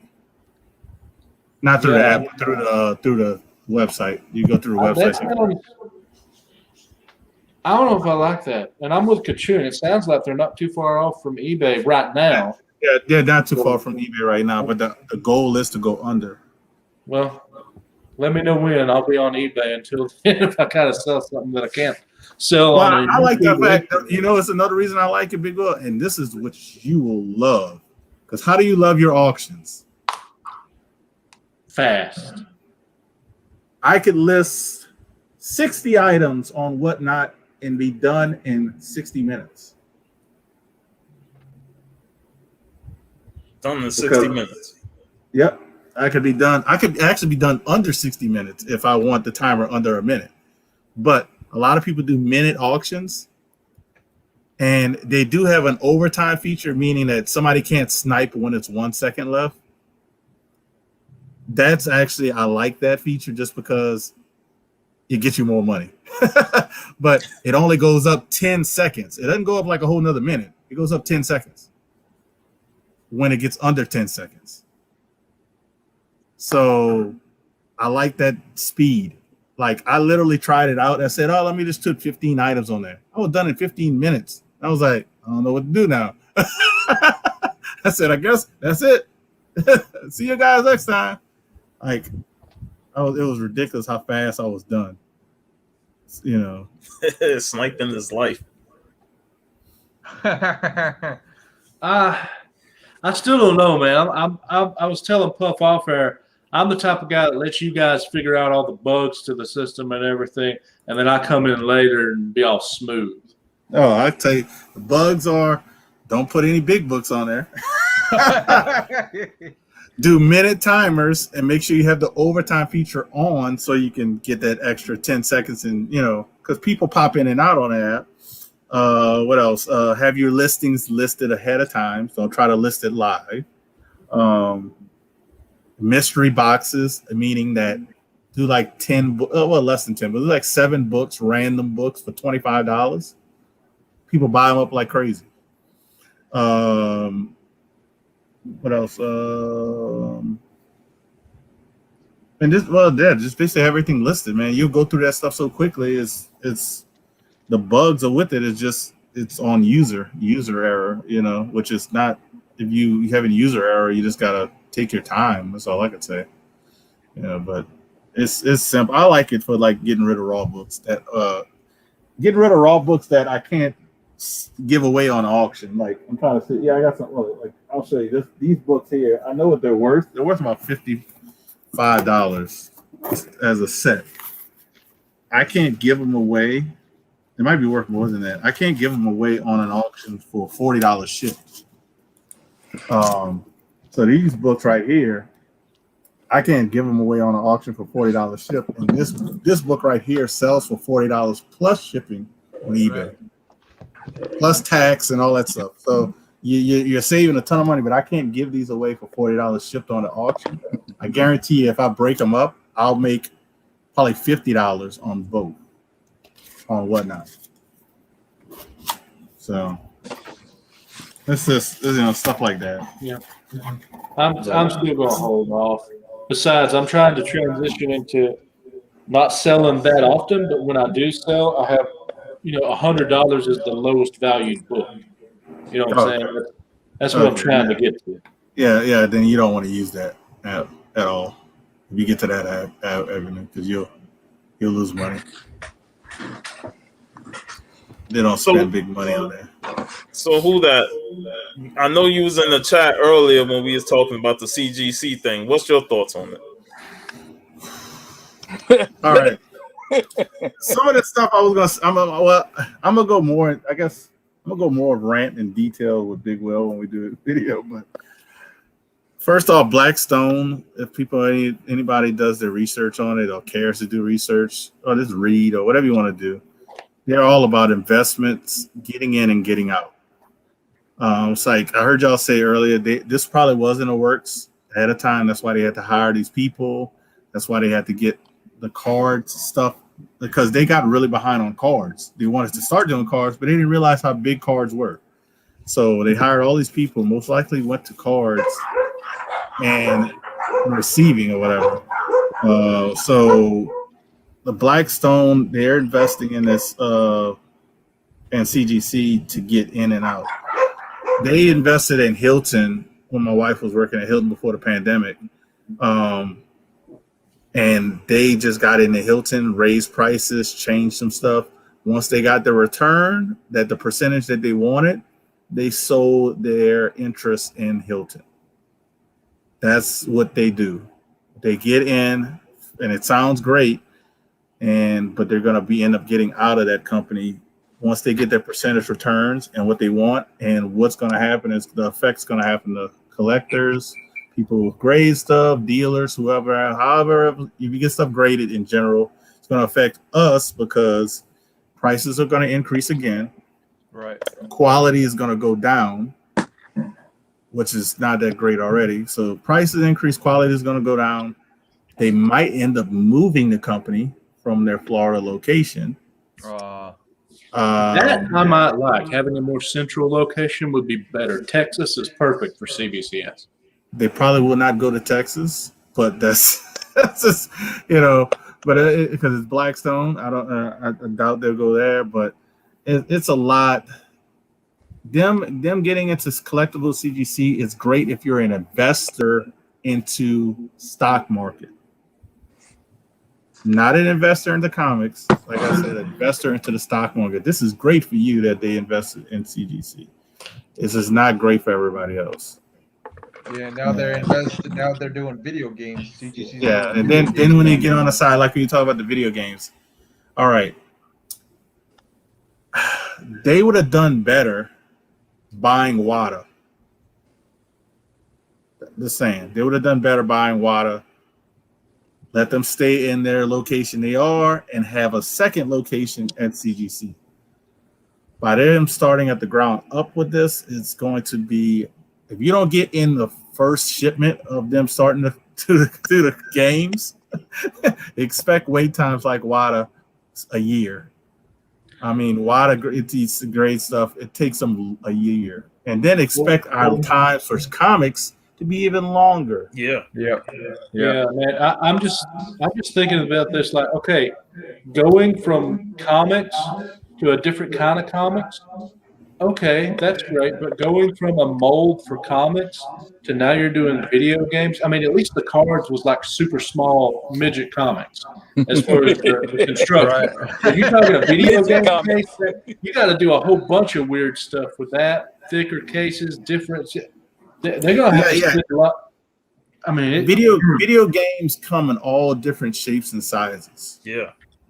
So you're gonna have Atari, you're gonna have the PlayStation, you got the big PlayStation, you got the Nintendo, Super Nintendo, you got the new games. So you got a ton of different molds you're gonna have for this. That I don't think they're going to. I think once they get started into it, they're not going to do every video game. They're going to say they're going to do like the cards. Yeah, I bet they're going to do probably Super Nintendo and N64, and that will probably be it to start with. They're probably going to do all Nintendo starting off. They're probably just Nintendo, Super Nintendo, GameCube, and it'll probably be all Nintendo stuff starting off, and then they might branch off. But it's going to be bad. Well, really, that's not always a bad thing, because the best way to make your shareholders happy is to make lots of money. The best way to make lots of money is make your customers happy. Yeah. So it's not always a bad thing, but it's just with how CGC's been doing lately. Yeah. Apparently, all their hires not going to comics. The wait times already. All the stuff they got to add now to do games and the car. I don't see this working out. You know what they're responsible for? The shareholders, to make sure they're getting a return. Shareholders can care less about. Yeah. Hey, Puff. All right, send a comic in. We'll get it to you in 17 months. Shareholders like, yes, we got money. That's what they care about. They don't care how long it takes them. They don't care how long it takes them to get his stuff. That's why they're being arrogant, not shutting down to catch up. Because I bet you they're eventually going to change here. If not this year, in 2022, and start charging you as soon as it arrives and they open it up and scan it in. Unlike now, they wait until it's done, then you get hit with the charge. Unlike CBCS that charges you when they open it. When they open that sucker, you get charged, which I like, which I love. Going to do. Because if I send you something, that means I got the money now. Not now. I don't know what's going to happen 6 months from now. Yeah. I'm still waiting on my pre-screen that I sent in February. And I'm still waiting on the magazine I sent off. I don't even remember the date I sent off that magazine. Yep, they're gonna cut quality. Quality is the first thing they're gonna cut. Yeah. Cut quality is the first thing. Wages, I don't think they're gonna cut wages because they're making so much money. But quality will get cut. I think wages will probably increase, but they won't hire like they did a big hiring. They probably won't hire anymore. But they're gonna make people do extra stuff. You're gonna be like, you're grading and you're gonna be opening up packages. What? But cutting quality is also cutting customers. So as long as we don't keep using them because it's CGC and are willing to use other companies like CBCS, that quality cutting is going to cost them in the end. It will eventually. Yeah, we'll catch up with them. That's my biggest concern with that was cutting quality, because you want a service that has great quality, and when you start saying we're going to cut some of that quality and out of it, you start, as a customer, you start feeling nervous and worried that their quality is going down and down, and they're not looking to rebuild it back up. And that's why this whole thing with video games, I'm like, Blackstone comes in, they purchase the company saying we're going to hire more people, and then the next week they say, well, we're going to get into video game grading. And it's like, guess where you hired them for? Like, you ain't even looking to fix CGC to get people their books back. Like Jeff saying, he's been waiting months for his magazine to come back. I don't even remember when I sent it off. That's how bad that is. I'll tell you, my magazine I sent December, and whenever I did the unboxing with Two Brothers Comics, that's when we got our magazines back for TMNT. It was like 8 months. It was 8 months. Yeah. So when C. Woodard sent his, I said, "Bruh, hopefully you get it back for 2022." I was really saying, hopefully. Well, man, you remember I went over the times. Their two lowest tiers 116 and 153 days, business days. Jeez. Yeah, we know what the business days mean from HGA, don't we, Who Dat? Oh yes, yes. Oh, and Who Dat? Oh, I didn't scan your card in for 2 weeks. I don't care. I got exactly when it arrived at your place on my tracking. Yeah, and I stopped using them once they kept telling me false promises. Oh, we're gonna give you your money back for shipping. I haven't seen a dime back or anything. Me too. They just sent me one because I sent in 5 cards and 1 card I sold. So I tried to delete it off, but it didn't. And in the queue, you gotta pay your shit or you might not get nothing in. So I said, screw it, I'll pay for 5 and I'll get a refund. Man, I still ain't got the refund. They said Friday it'll be 3 to 5 days. I'm gonna see. Yeah. And then if you ain't got it, I'm not skeptical then. I'm like, and then CGC's like, we're sorry for all these wait times being extended, but we have a solution. You can now enter in your tracking number here and we can tell you if we have it or not. I already do that. It says delivered already by the postal service. They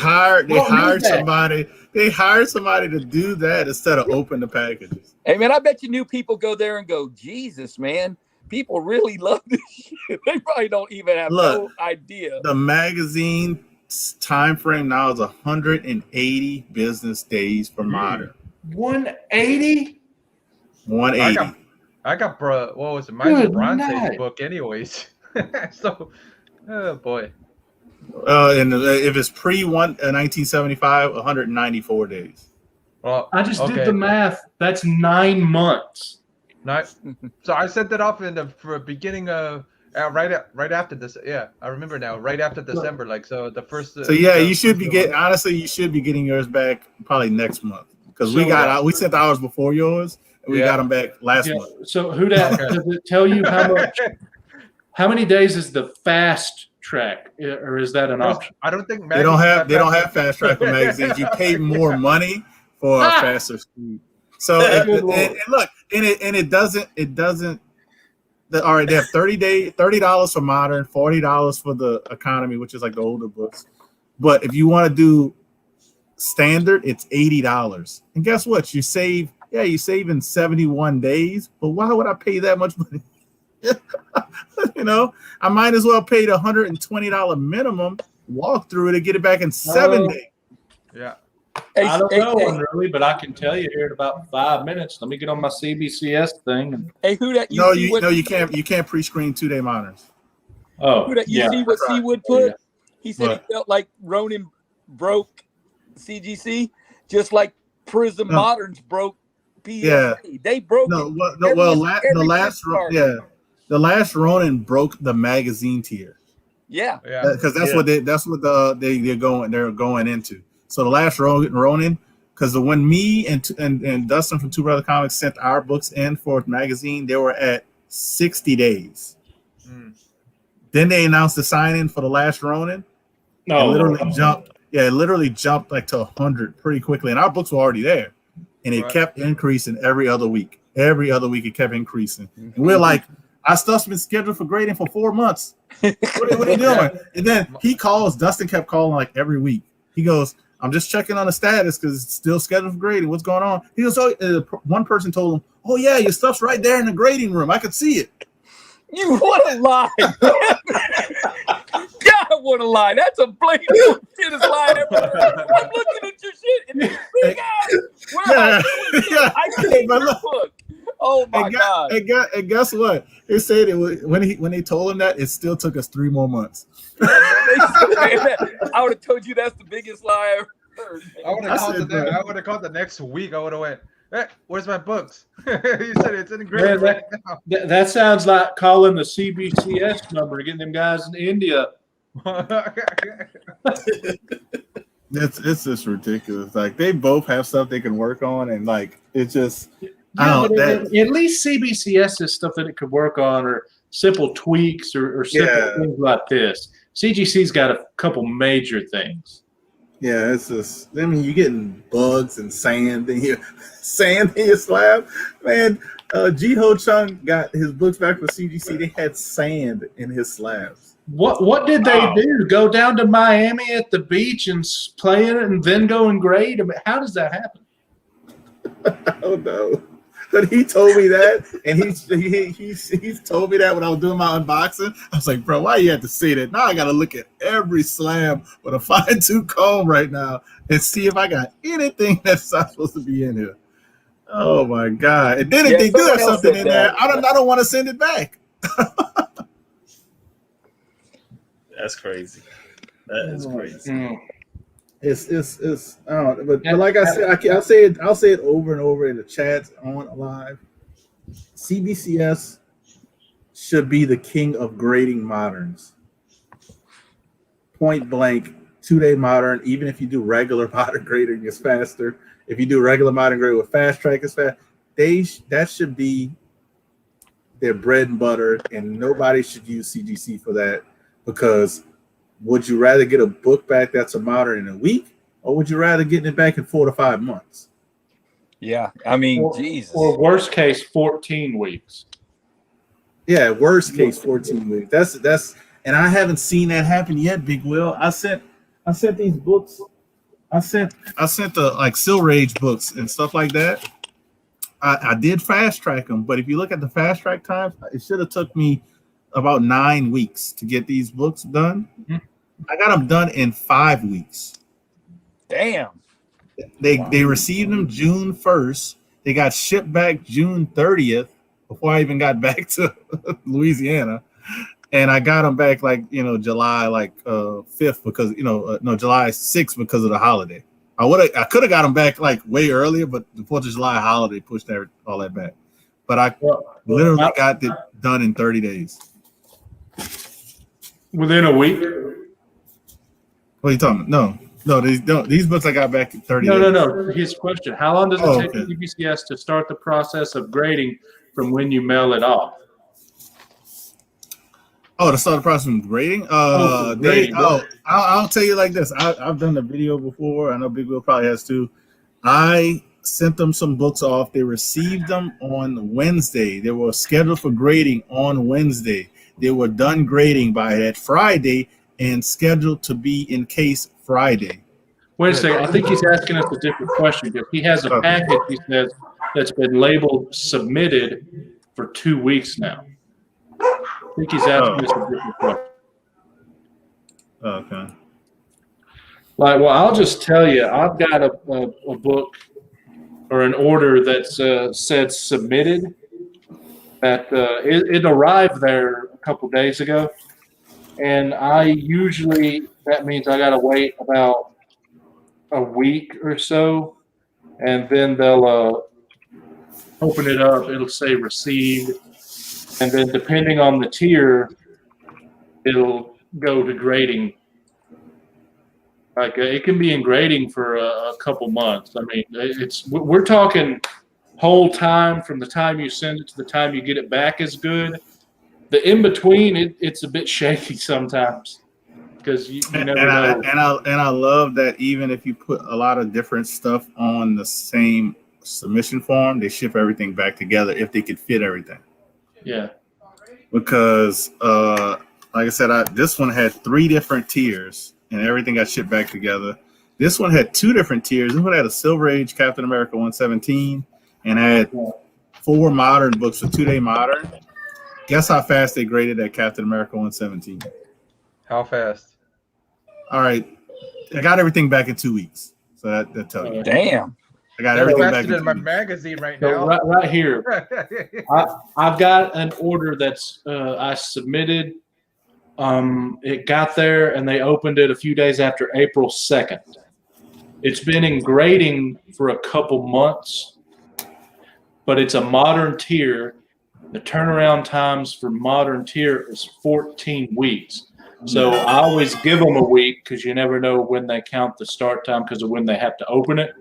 So based on that, I've got next week I should be getting an email about, hey, it's done and it's coming to you. And that'll be the 14 weeks as stated. So they're pretty good about their wait times. It's just the in between. Both of them are a little iffy on that. But I do wish they'd do something like Sue Woodard mentions. I wish they would do something other than FedEx. That's super expensive. It's super expensive and they're super unreliable. Sometimes FedEx might not even come to your house door. They'll say they pass by and they're like, well, that's your experience, but I still would like the option of choice because in my area, UPS is better, but I still like the option of FedEx, UPS, or the Postal Service. Yeah, I'll give the people their own option because everybody lives in a different area and FedEx is I think the worst, but I like FedEx in this avenue because they'll drop off at a Walgreens where I live, and I just pick it up at the Walgreens when I get off of work because the Walgreens lets you pick up until 10 p.m. So which I like that. That's the greatest thing I like about the FedEx. Besides that, I hate FedEx, but I'm a UPS man. I like UPS because I can tell them to drop it off. Yeah. If I know I'm around the corner or I'm going to be home in like 10 to 15 minutes and I don't know when they're going to be. Dude, I got a story for the last. That would be the best option, lady. But my thing is hilarious, man. I had my FF20 Silver Age, great book. I had it plus 4 other books from DS that was going to be delivered.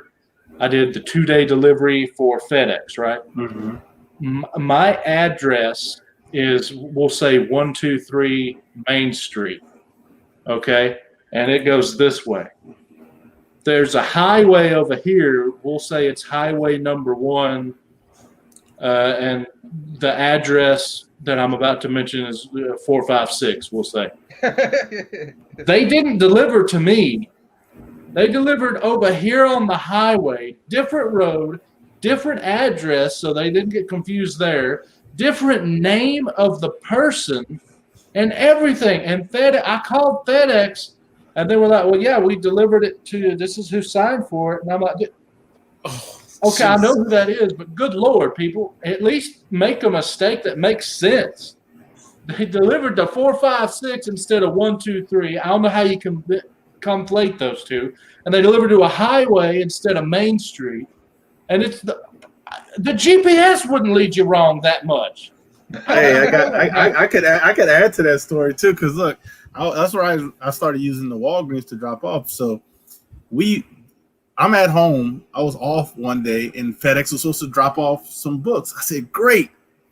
I'm going to be here. I'm just going to chill, just pack up some stuff, wait. Guy never showed up. He came, he put a slip and said he was there. Nobody was home.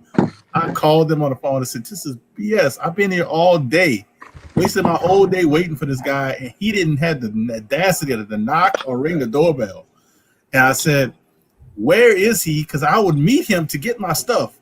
I said, he can't be far. It just happened. He can't be far. Well, we can't tell you that, sir. I said, then when I want my stuff. I said, so, well, can you have him redeliver? Oh, yeah, we'll have him redeliver. We'll contact him. Hold on. I'll see if he can redeliver. So they put me on hold. They said, oh, yes, the driver said he will redeliver no later than this time. So now I got to wait even longer, waste the rest of my day. He never showed up. He lied to them and said he was going to redeliver. So my wife stayed home, waited for the guy, basically almost had the door open, waiting for the guy. He goes, oh, here's your package. And he was proceeded to walk off. She said, no. Y'all said I have to sign for that. Oh, no, you don't, because of COVID. No, I'm signing for this package because you didn't drop it off yesterday with nobody signing it. I'm gonna sign it today. So she was like all up in his grill signing it, but even during COVID, because she was pissed that he tried to walk off without her signing it. I'm a little mean. I would have been like, so.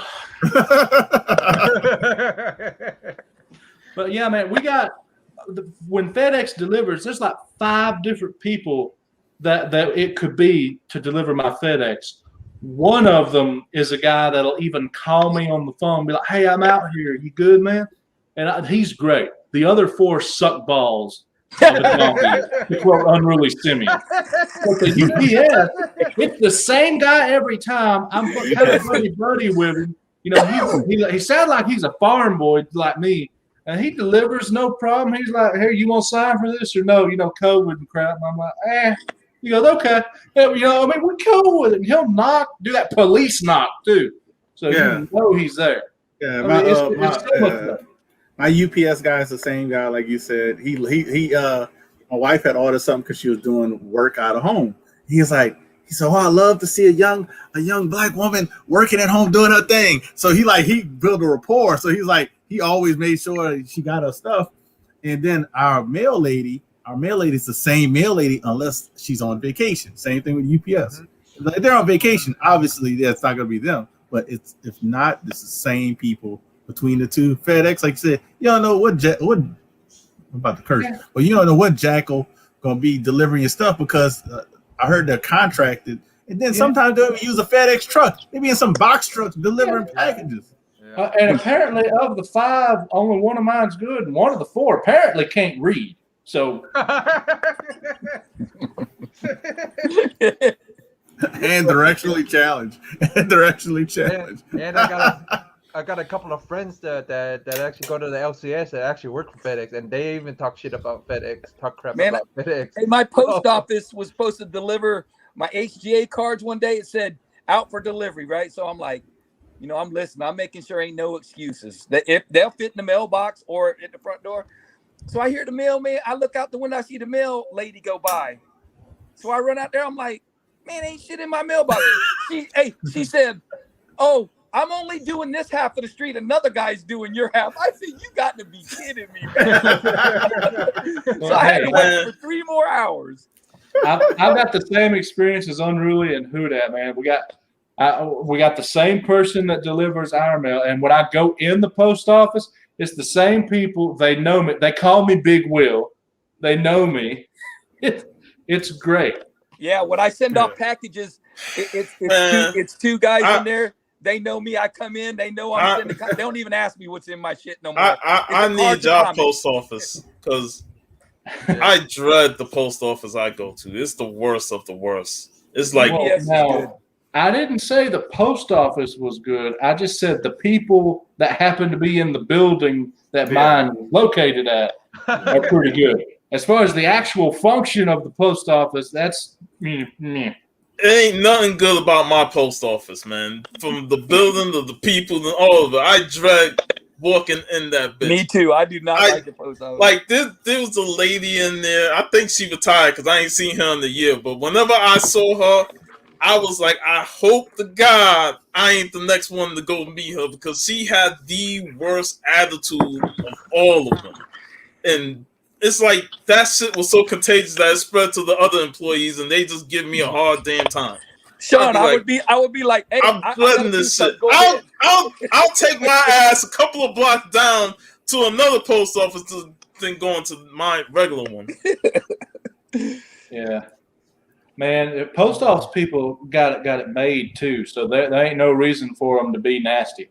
You remember before minimum wage went to $7, I was changing jobs, and I almost went and applied and became a delivery driver for the Postal Service.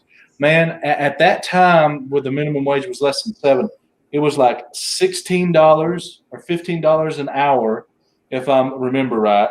Full insurance, 401k, all that stuff. You got like 2-3 weeks of vacation, plus a stipend for repairs and stuff on your vehicle and all that. They got it made, man. Yeah. And they give you a stipend or they call it a scholarship if you go to college and you work for them. Yeah.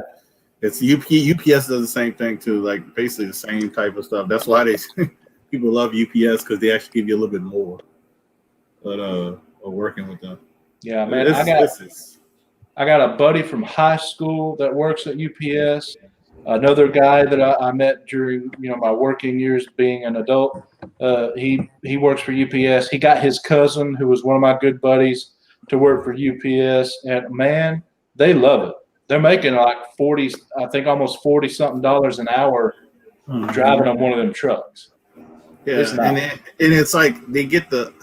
Last time I applied for them, it was years ago. They told me you make this much, and it's set. So if you get done early, you're still getting that money. Like I used to see the guy sitting at the mall. I'm like, they're like, we're done already, man. I was like, damn, it was like noon, and they're like, we're done. I'm like, damn. Yeah, and they got paid for the whole day. They They said we get paid all the way to 4 o'clock, but we just sit here bullshit, look at girls for a little while before we go home.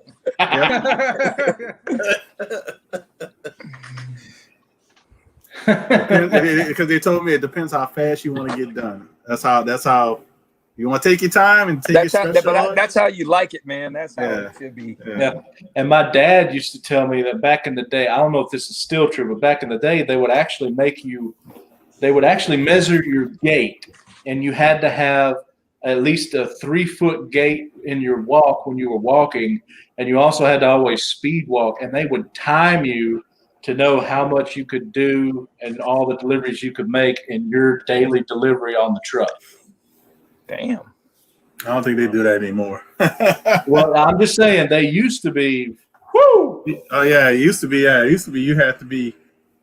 And then that turnover rate for employees started coming in. They said, yeah, then they were like, "Oh, we got fatter, so they waxed up a little bit." But it's still, all things I hear, it's still a great place. Yeah. Yeah.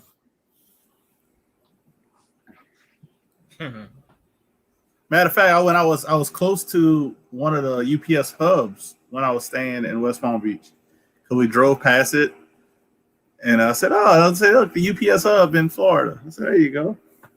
Yeah, there's a big one here too. Yeah, it's right on 50th Street. Yeah, we got a small. Well, I don't think it's actually technically a hub, but we got a small place in the city next to me where the trucks all get loaded and stuff. Yeah, man, they got the cops out there. They stop you in the morning to let them out. They let all of them out in front of you. I mean, their asses come out like they said, Indy 500. They ain't bullshit. Yeah, and another difference I've noticed, I don't know how we got on this topic, but another difference I've noticed is that FedEx will arrive in something that says FedEx 90% of the time. I don't know what kind of vehicle it is. I don't know what year model it is. Who knows? It'll just say FedEx on it, and even that's not 100% of the time. But if UPS makes a delivery for you, you know exactly the color of the vehicle. You know exactly what kind of vehicle it's going to be. It's going to be one of them old milk truck looking things, and they're going to be coming on their own 2 wheels. The whole thing's going to be shaking like this. And they're going to come out with them shorty shorts on, be like, hey, you want this? You're not lying. It's the same vehicles. But it's funny, Big Will. You said how did we get on this topic? I do think it's an important topic to talk about when it comes to our delivery service that brings our package and stuff. Because I know we've seen Fuchsia rant on her IG post about the U.S. postal service and how they said something was delivered and it wasn't delivered. And I've gotten that a couple of times. And I even had to go to the post office annex to say, because they said package was for delivery, ain't never delivered. So, they left a little note on my door, and I'm like, wait a minute, man, I was here. I ain't hear no doorbell. Like, who that said? I ain't hear no doorbell. So I drove over there, and it was a package from VV, so it was international shipping. But they say, oh, this package, this is for, international. I'm like, yeah, it's coming from overseas. No shit. But they thinking it's something that I sent out. And I'm like, no, that shit's supposed to be coming to me. So what the fuck are you talking about? I was getting kind of heated with that. Because I'm like, I'm supposed to get that on the floor here let you know who it's going to and where it's going to go. Hey, shit. I remember I sent that package to BV. That shit said for 3 months in transit. I said, that's the longest goddamn rowboat I've ever seen in my life. It's crazy. God dang. Hey, it was even worse. I don't know if you sent it during COVID, but I know it was pretty bad. I did. I actually because we sent some stuff to Kyle Walker in New Zealand, and once it got to California, and I think it went to Hawaii or whatever. But once it left our country, U.S., once it got to a certain destination, it sat there.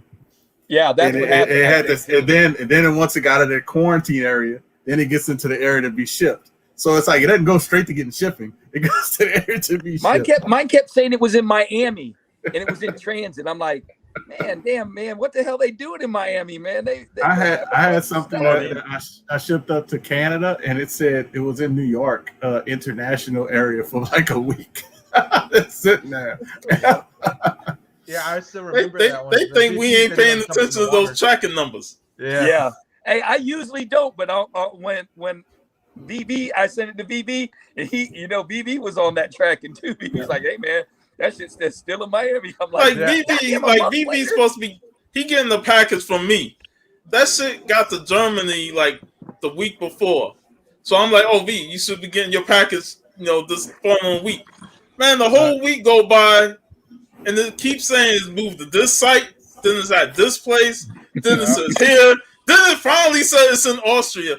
I'm like, the fuck? That shit, by the time it hit Austria, it's like Thursday. I'm like, what the fuck? It should have been in Austria. What the fuck? Hey, but when you ask the people how long it's going to take, it's going to take 5 days. I'm like, ain't no. I said, I'll bet you on that. I'll bet you that. I would say, yeah. Never happening. You're like, you know why I'm saying this? Oh, you know what the country this is? Austria. Like, come on, man. This shit ain't going to get there. Oh my God. Dog years. Like dog years. You ain't wrong. I just found out that I knew it was one of them, but apparently FedEx used to be something special because it's because of them we now have tracking numbers. They first did it in the 70s, and in 1979, that's when they started really going worldwide with it.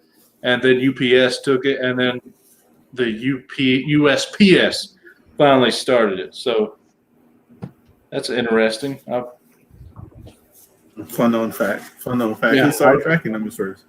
I was kind of. Hey, I make sure I know that answer. So if I ever get asked, hey, I got a question for $1 million. What was the first company to start tracking? Well, I was kind of hoping it would be UPS because I'm giving them such props and all, but no, it was FedEx apparently. How they have gone down here. Could you imagine checking your tracking number back in the day? So you had to use that rotary phone. Oh Lord! Yeah, I'm trying to see what my package is. I'll never forget the dial-up when you lost internet connection on a game. You're like, back again. Man, I'm getting killed. They're murdering me. You're just standing there looking. Get hit. I get so mad, boy. Man, I want to do a video or something on how our history isn't as far away from us as we think. Because we're joking about rotary phones, and they haven't been widespread since like the 60s, late 60s. But I remember being a kid, up to the 2000s, going over to my grandpa's, and that's what he still had his rotary phone. And I remember dialing our home phone number, just Yeah. You had to push buttons, Will. You were rich. Hey, you want to see a funny video? They got a dad. He bet his kids $100. I saw that to use the rotary phone call. Use the rotary phone. They were the cell phone, right? Yeah, they couldn't figure it out. Too highly intelligent because he said they were like honor students. Yeah, these kids know the phones back and forth. They looked at that shit. They were like, man, they left it on the receiver damn near the whole video trying to dial it. So the first so it never went. So they thought they got like a cell phone, you could just dial it. So they just doing it in the receiver, and then they pick it up. After they did the number, they pick it up. I don't hear nothing. Put it back down and try it again. And then how they went, and then they didn't go all the way around. They would go a little bit like this. And you're like, what's going on? Yeah, there's a reason there's that little claw coming up that's like a stopgap for you. You got to hit it. The dad is laughing so hard. I thought he would pass out because he couldn't breathe. Me too. And I was like, man, these dummies, man, they're figuring this out. My grandmother was the one that had those old rotary phones. That's it. And I always knew how to use it because we had a broken one, but I used to always mess with it all the time, making like make-believe calls and stuff like that. So, yeah. In the country, sometimes you could pick up the phone and then the operator would say, "Who do you want to call?" I'm like, damn, man. I wasn't used to that. I was from Tampa. I was out in Georgia in the country, and she's asking me who I wanted to call. I was like, I just slammed the phone down. I didn't know what to do. Yeah, man. That's why I've said the people born my generation, born about 1982 to about 1992. I'm gonna have to go, guys. I'll be watching it on the cell phone. All right, we'll see. All right. But it were them people from about 82 to 92 are the last generation with one foot in pre-computer and technology, and then 1 foot in post-computer technology, which is why I'm not even 33 yet, but I'm laughing because I know how to operate the rotary phone, and I also know how to do a video on YouTube. Yeah. Hey, Big Will, we was part. I can operate the phone, but the video. We was part of that generation where things like refrigerators and TV lasted way longer than they should have. Whereas TVs today only last like 5 years before they really start. Hey, this house that I'm in is my grandfather's old house. He passed away. The fridge over there was his new fridge that he got when his old fridge wasn't quite cold enough, and he'd had it for 20 years. So that old fridge is in the shop building, still working, still plugged up. And this one that he has is still working. Is it one of the old 20 years later? Silver handles, Will? The old white ones with the silver handles? Yeah. Yeah, those things last forever, man. Forever. We had a tube TV that was made in like the late 70s. And we used to, that would be our TV in our room. We played games on it. That shit didn't die until like the early 2000s. Yeah, man. I remember having I wanted to play some Xbox 360, right? And I was sick at the time, and I was in the living room with my parents, and my buddy Mike was like, "Hey, we can set you up with something." So he brought the old adapter for the older TVs, and we dug a TV that had been in storage for like a decade out, plugged that thing up. I was playing Xbox, man. Yeah, shit. Hell yeah. Yeah, man. The times that there was a song by ELO, Telephone Line. It's a super old song. I'm like, they couldn't even make that song no more because it's about the phone, let the phone keep ringing. I'm like, man, that shit doesn't work no more, man. It's all cell phones and text messages. Yeah, I know. Well, Stevie Ray Vaughan has a song called, I believe it's called Telephone. And the funny line is in the song is, all I've got is this touch tone phone. You don't even know what a touch tone means anymore. Yeah, they're like, what the hell's that mean? Yeah, things done change, man. Back in the day, we had stuff that lasted forever. I mean, our grandparents had stuff that we carried over, and it still worked. Yeah. Oh yeah, that shit was made way better. Face it. Well, we got. I forget what it's called. The thing that it's not bridle, but the thing that goes over like a horse or an ox or saddle. Saddle. I forget what it was, but something you use on a wagon. My grandpa has them stuffed in this fireplace over here, and he uses them to put his logs on so they can be elevated so he can still stoke the fire and all that. And those things belong to his grandfather. We still got them, and they still good to go in that fireplace. It's crazy, man. Crazy. Yeah. And I'm looking at, dude, I'm in my grandpa's house, guys. I'm staring at all this old stuff. We got a wall gas heater right there. It's natural gas. It has a pilot light and everything. Obviously, it's not on now. It's hot. But that thing has been there for I don't know how long.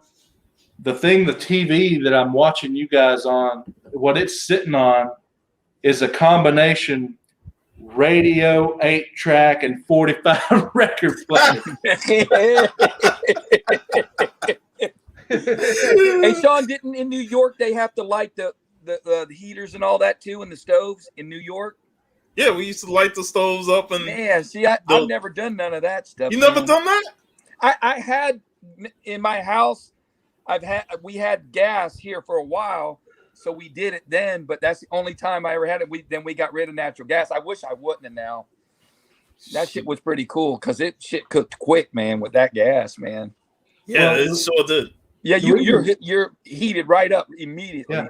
Well, the reason I love natural gas, having natural gas and electric instead of doing all electric is, first off, I'm always going to have heat, even if the power goes out. And I can always cook on the stove no matter what. All I got to do is have a match ready. And Exactly. Yeah, I always make sure I got gas for my grill when there's a hurricane coming, Yeah. just in case. You know, I could go out there and fire my grill up. Yep. Natural gas and natural heaters, all that stuff. Hey man, that so-called hurricane that came through, Sean, was a direct hit on us, me and Jeff. Yeah. Hey, I have more branches down before the storm came than when the storm went through. Yeah. I'm not lying. So I take it that one was a weak one then. It was. I've had worse just little storms pass through than that, man. Yeah. See, that's what I was concerned with. You know, with MegaCon being in August, it's right dead there in the middle of hurricane season. Yeah. So I'm like, we don't need the hurricane wrecking the con after all that stuff, man. Yeah. It didn't do nothing. It wasn't even flooded in my neighborhood, and it always floods at least. Something tells me MegaCon isn't quite as good at handling money as other conventions like Heroes Con, because they doing that little mini con this year. They're moving their thing, so they'll have MegaCon in August this year, and a lot of the other ones are doing things like having online, or they were already winter cons, and then Heroes Con just isn't even doing one. It'll be 2022. So I hope y'all don't get hit by any of them days. Yeah, because August to come in the middle of July is really early for hurricane season. Usually you don't come to August. Yeah. Before we see something. So August and September are usually the worst months. Yeah. August and September. Yeah, you get the further off, they're few and far between. So why would they even put it in August? Why not like October? Because they weren't thinking, and they don't. They're not from here. Because they're Fan Expo that runs the MegaCon. So they're from Canada, so they don't know. Well, pretty easy to find out. Just ask any local. Yeah. Because I didn't know MegaCon was owned by Fan Expo. I looked them up. I'm like, oh, okay. They. Yeah, man, it's funny, man. More hurricanes tear up like South Carolina and Texas and Louisiana than they do us for some reason. Do Tampa at all. They somewhat usually avoid us. This was weird. This one came directly for us, never changed course. But well, that one wasn't old enough and strong enough to fear Florida man. It didn't have a center. That center, I remember the one that hit Houdat and them. Holy crap, man! That center was like, tight that eye was just super tight, man. And the more tight it is, the worse it is. I just think it didn't know to be afraid of Florida man. It's funny. When we moved here, I said, "Oh, we're gonna die of hurricanes." Oh my god! And I had left Ohio, where Xenia, Ohio, had got hit by the worst tornadoes ever known to man. I'm like, I've escaped that and went here to get more freaking wind. Well, hey, I remember. I think it was 2012. Alabama got hit with big tornadoes. You could see the line from space that it cut in the ground and all. And we actually lost power for like 7 days straight. And we had natural gas, so we were okay. We were cooking. I just got up when the sun got up and went down when the sun went down. It changed my sleep pattern, and that's pretty much it. It's weird. There's around my corner, there's a bunch of the power trucks in case of a hurricane. They're just parked there. And man, when there's a hurricane coming, man, you see all these people come. I guess they come from out of state. They got the trucks ready for them. Man, they get the power back on quick. Except for, man, they didn't do it too fast in Miami when it got hit by Andrew. That got tore up. It was bad there. Yeah, I know that was like the worst hurricane. Leveled that place, man. And Puerto Rico got hit horrible, man. I don't remember when that was. 2017, I think that was.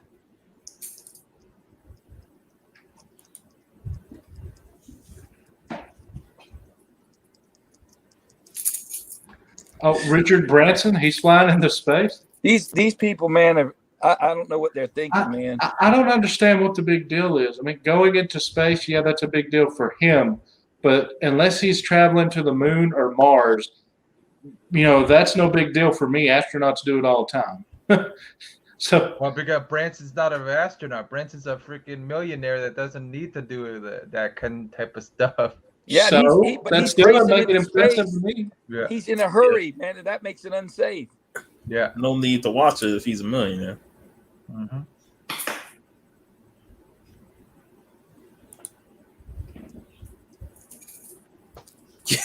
Rich people pissing contests. Exactly. Yeah, pretty much. Yeah. Yeah, he's racing someone else. I can't remember who he's racing. He's going to beat him by 9 days, and he might not make it. Man, I'm not fixing to. You're not fixing to rush me into there until everything's 100%. Wait, so it's not completely safe, and he's going? We're not sure. They're not 100%. I mean, he's racing. So who knows what they're speeding up and going? Oh, it's okay. It should be okay. Haven't we seen the commercial with who is it? Anthony Anderson. Oh, it was the other guy that says, "Oh, it should be okay," and all the bad shit happens. He shows all the bad stuff happening. The last thing we need to hear about is that damn thing exploding in midair or some shit. Well, they just don't need to name it Challenger 2 then. Yeah. Do not. Oh no. What's up? Something incredible. What's up, Money? What's up, Daryl? The disc golfing champ. Yeah, I like to call him. I hope he didn't hurt himself anymore, man. Like scrape himself up. How do you get hurt? How do you get hurt in frisbee? Oh, going through the branches to get your shit out. Yeah. Because he keeps I can't avoid trees. Yeah, I can't say that because I was flying one of the flying planes, whatever, remote control ones, and I flew it into the top of a thorn tree, man. That was not good, man. Oh, you just got home from a funeral. Oh man. Wow. Yeah. I don't go well with funerals. As long as it ain't mine, I'm okay. Yeah.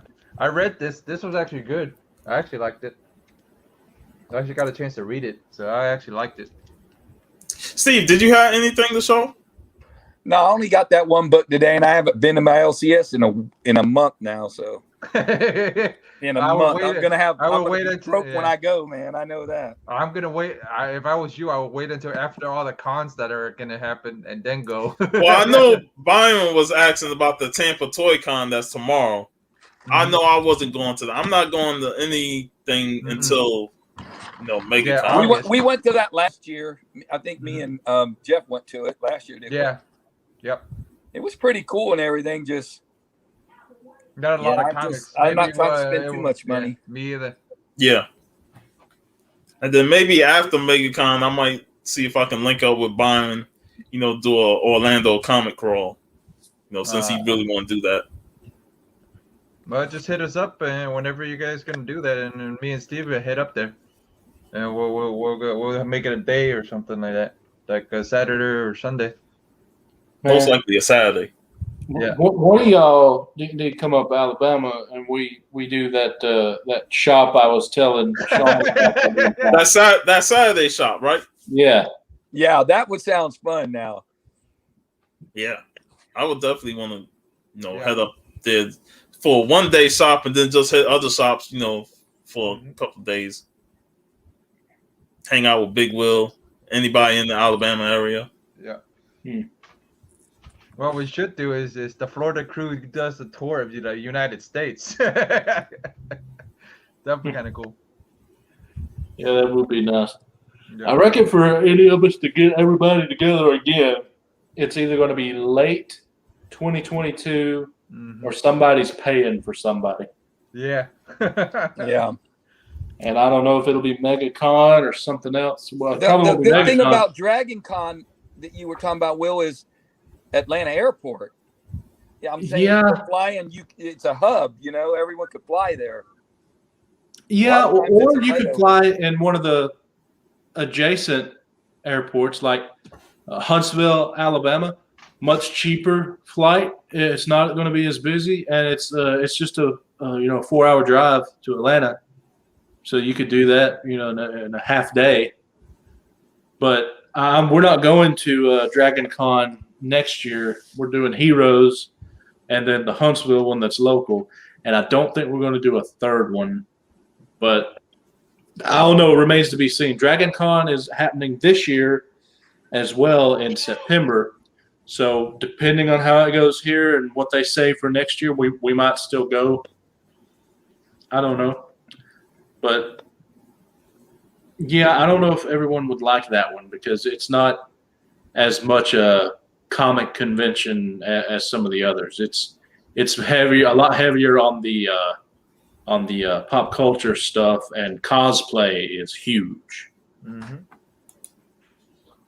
Party atmosphere there on the after shows is crazy. Yeah, the party scene is pretty deep. If you're a young dude, party scene for Dragon Con, that's what you're gonna go for, really. Yeah. So Steve, you saw what VV asked? Am I collecting Fantastic Four? Yeah, the ones I can afford. Goddamn, you have Fantastic Four 5. I looked that up. Me and Jeff looked that up at lunch today. Yeah, Fantastic Four 5, 3.5. I think it was what was it, Jeff? 11,000 or 13,000? 13 for a 3.5. No, the one he showed me that looked like it went through the damn toilet and it was $5,000. It looked like it was like someone wiped their face with it and straightened it out and then wiped the back. Hey, I just want to say, VV say he is avoiding dragons. No, he's not. He is not avoiding dragons because he's hooking me up with Savage Dragon comics. So you're not avoiding dragons, VV. I was about to say he's the one person on YouTube that would not avoid a dragon. Yeah, exactly. He's number one on that list.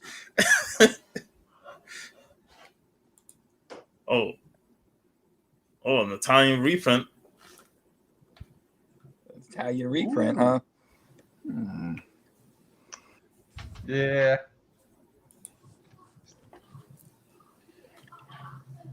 What are you digging out, Sean? What are you digging out? Sean, what happened to your name? It don't say Stay Puft. What the hell? I'm just Puff now, man. I changed it, man. Fix it. We got to stop and fix it right now. Oh, no, it's too late, bro. I am now Puff Comics 83.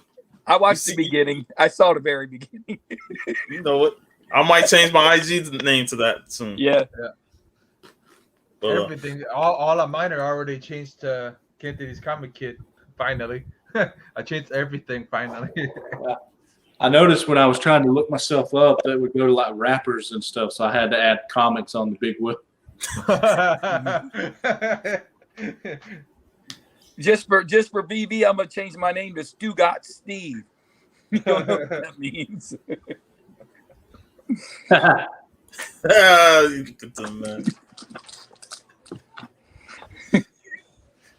Dude, we need to go to Germany. You'll make a killing. Advertise Puff Comics. It'll be great. Get a lot of people. I heard you got the puff, man. Well, anyway, on that note, I'm going to go ahead and end the show. I don't want to be too long because I'll be on the Comics Hall Cruise show later on tonight. Link is in the description. What are you guys talking about today? Well, we talked about it earlier. You know, the whole CGC video games. That's going to be our main topic. But, you know, you tune in and our first topic will be You Must Be Out Your Damn Mind, because them guys love that topic to go on eBay and see those overpriced, expensive books for Lord knows how much the seller is thinking charging for. Hey, I've been with some people that have said that right to people's face. You must be out your damn mind. Goddamn mind. And that was just prices of food. And Matt adding that Coming to America soundbite, that's the topper right there, man. So we're gonna be on tonight. I'm not sure if there's gonna be a Silver Age Sunday tomorrow, but if there's a Silver Age Sunday, I'll definitely be down to be on there. Well, hey, we got D&D tomorrow night. Dungeon We're doing a dungeon. Doing a dungeon. And Jeff, you can go ahead and plug your show. Yeah, Extreme Nerd Table tomorrow with Anthony with Simply Incredible Podcast if he's up for it, and Randall and whoever else is gonna want to join. So that's at 9 o'clock tomorrow night. And by the way, You ain't on congratulations, Jeff, on being a member of the Yancey Street Syndicate. Yep. Yeah, I went. Might as well see if I wanted always to be a part of something like that, anyways. To see, you know what I mean. What does it mean? What does it entail? What do you get? What does it cost? Nah, nothing. Really, I read the rules. That doesn't cost me anything as long as I keep on posting. Like how Puff posts almost every day. As long as I keep posting stuff, I'll be okay. I haven't posted much in the last 2-3 weeks. Yeah, as long as I post like two to three times I think 2 to 3 times a week or 2 times to 3 a day or something. Or you said you something read the like rules, that. boy. You better get them rules right before they kick you off the syndicate. Congratulations on that, Jeff. I'm the Vampy expert for them, so no, I won't. I'm the VIP. Congrats on that again. Again, we got Big Will and his D&D show Sunday night. Tune in for that. You know, Stone Cold Steve is going to be in chats. He's going to be watching other shows. So yeah, I pop in a lot. I watch most of it y'all's Friday show when I can. I couldn't this week though. I didn't see none of this one. I usually see him and just I was sitting in a lot. Yeah, I was in the middle of driving when you guys were on. So on that note, this is the Stay Puff Comics 83. I'm about to say Stay Puff, but Puff Comics 83 trying to take the stay out there. Signing off. Have a great weekend, y'all. Enjoy. Stay Puff 1980.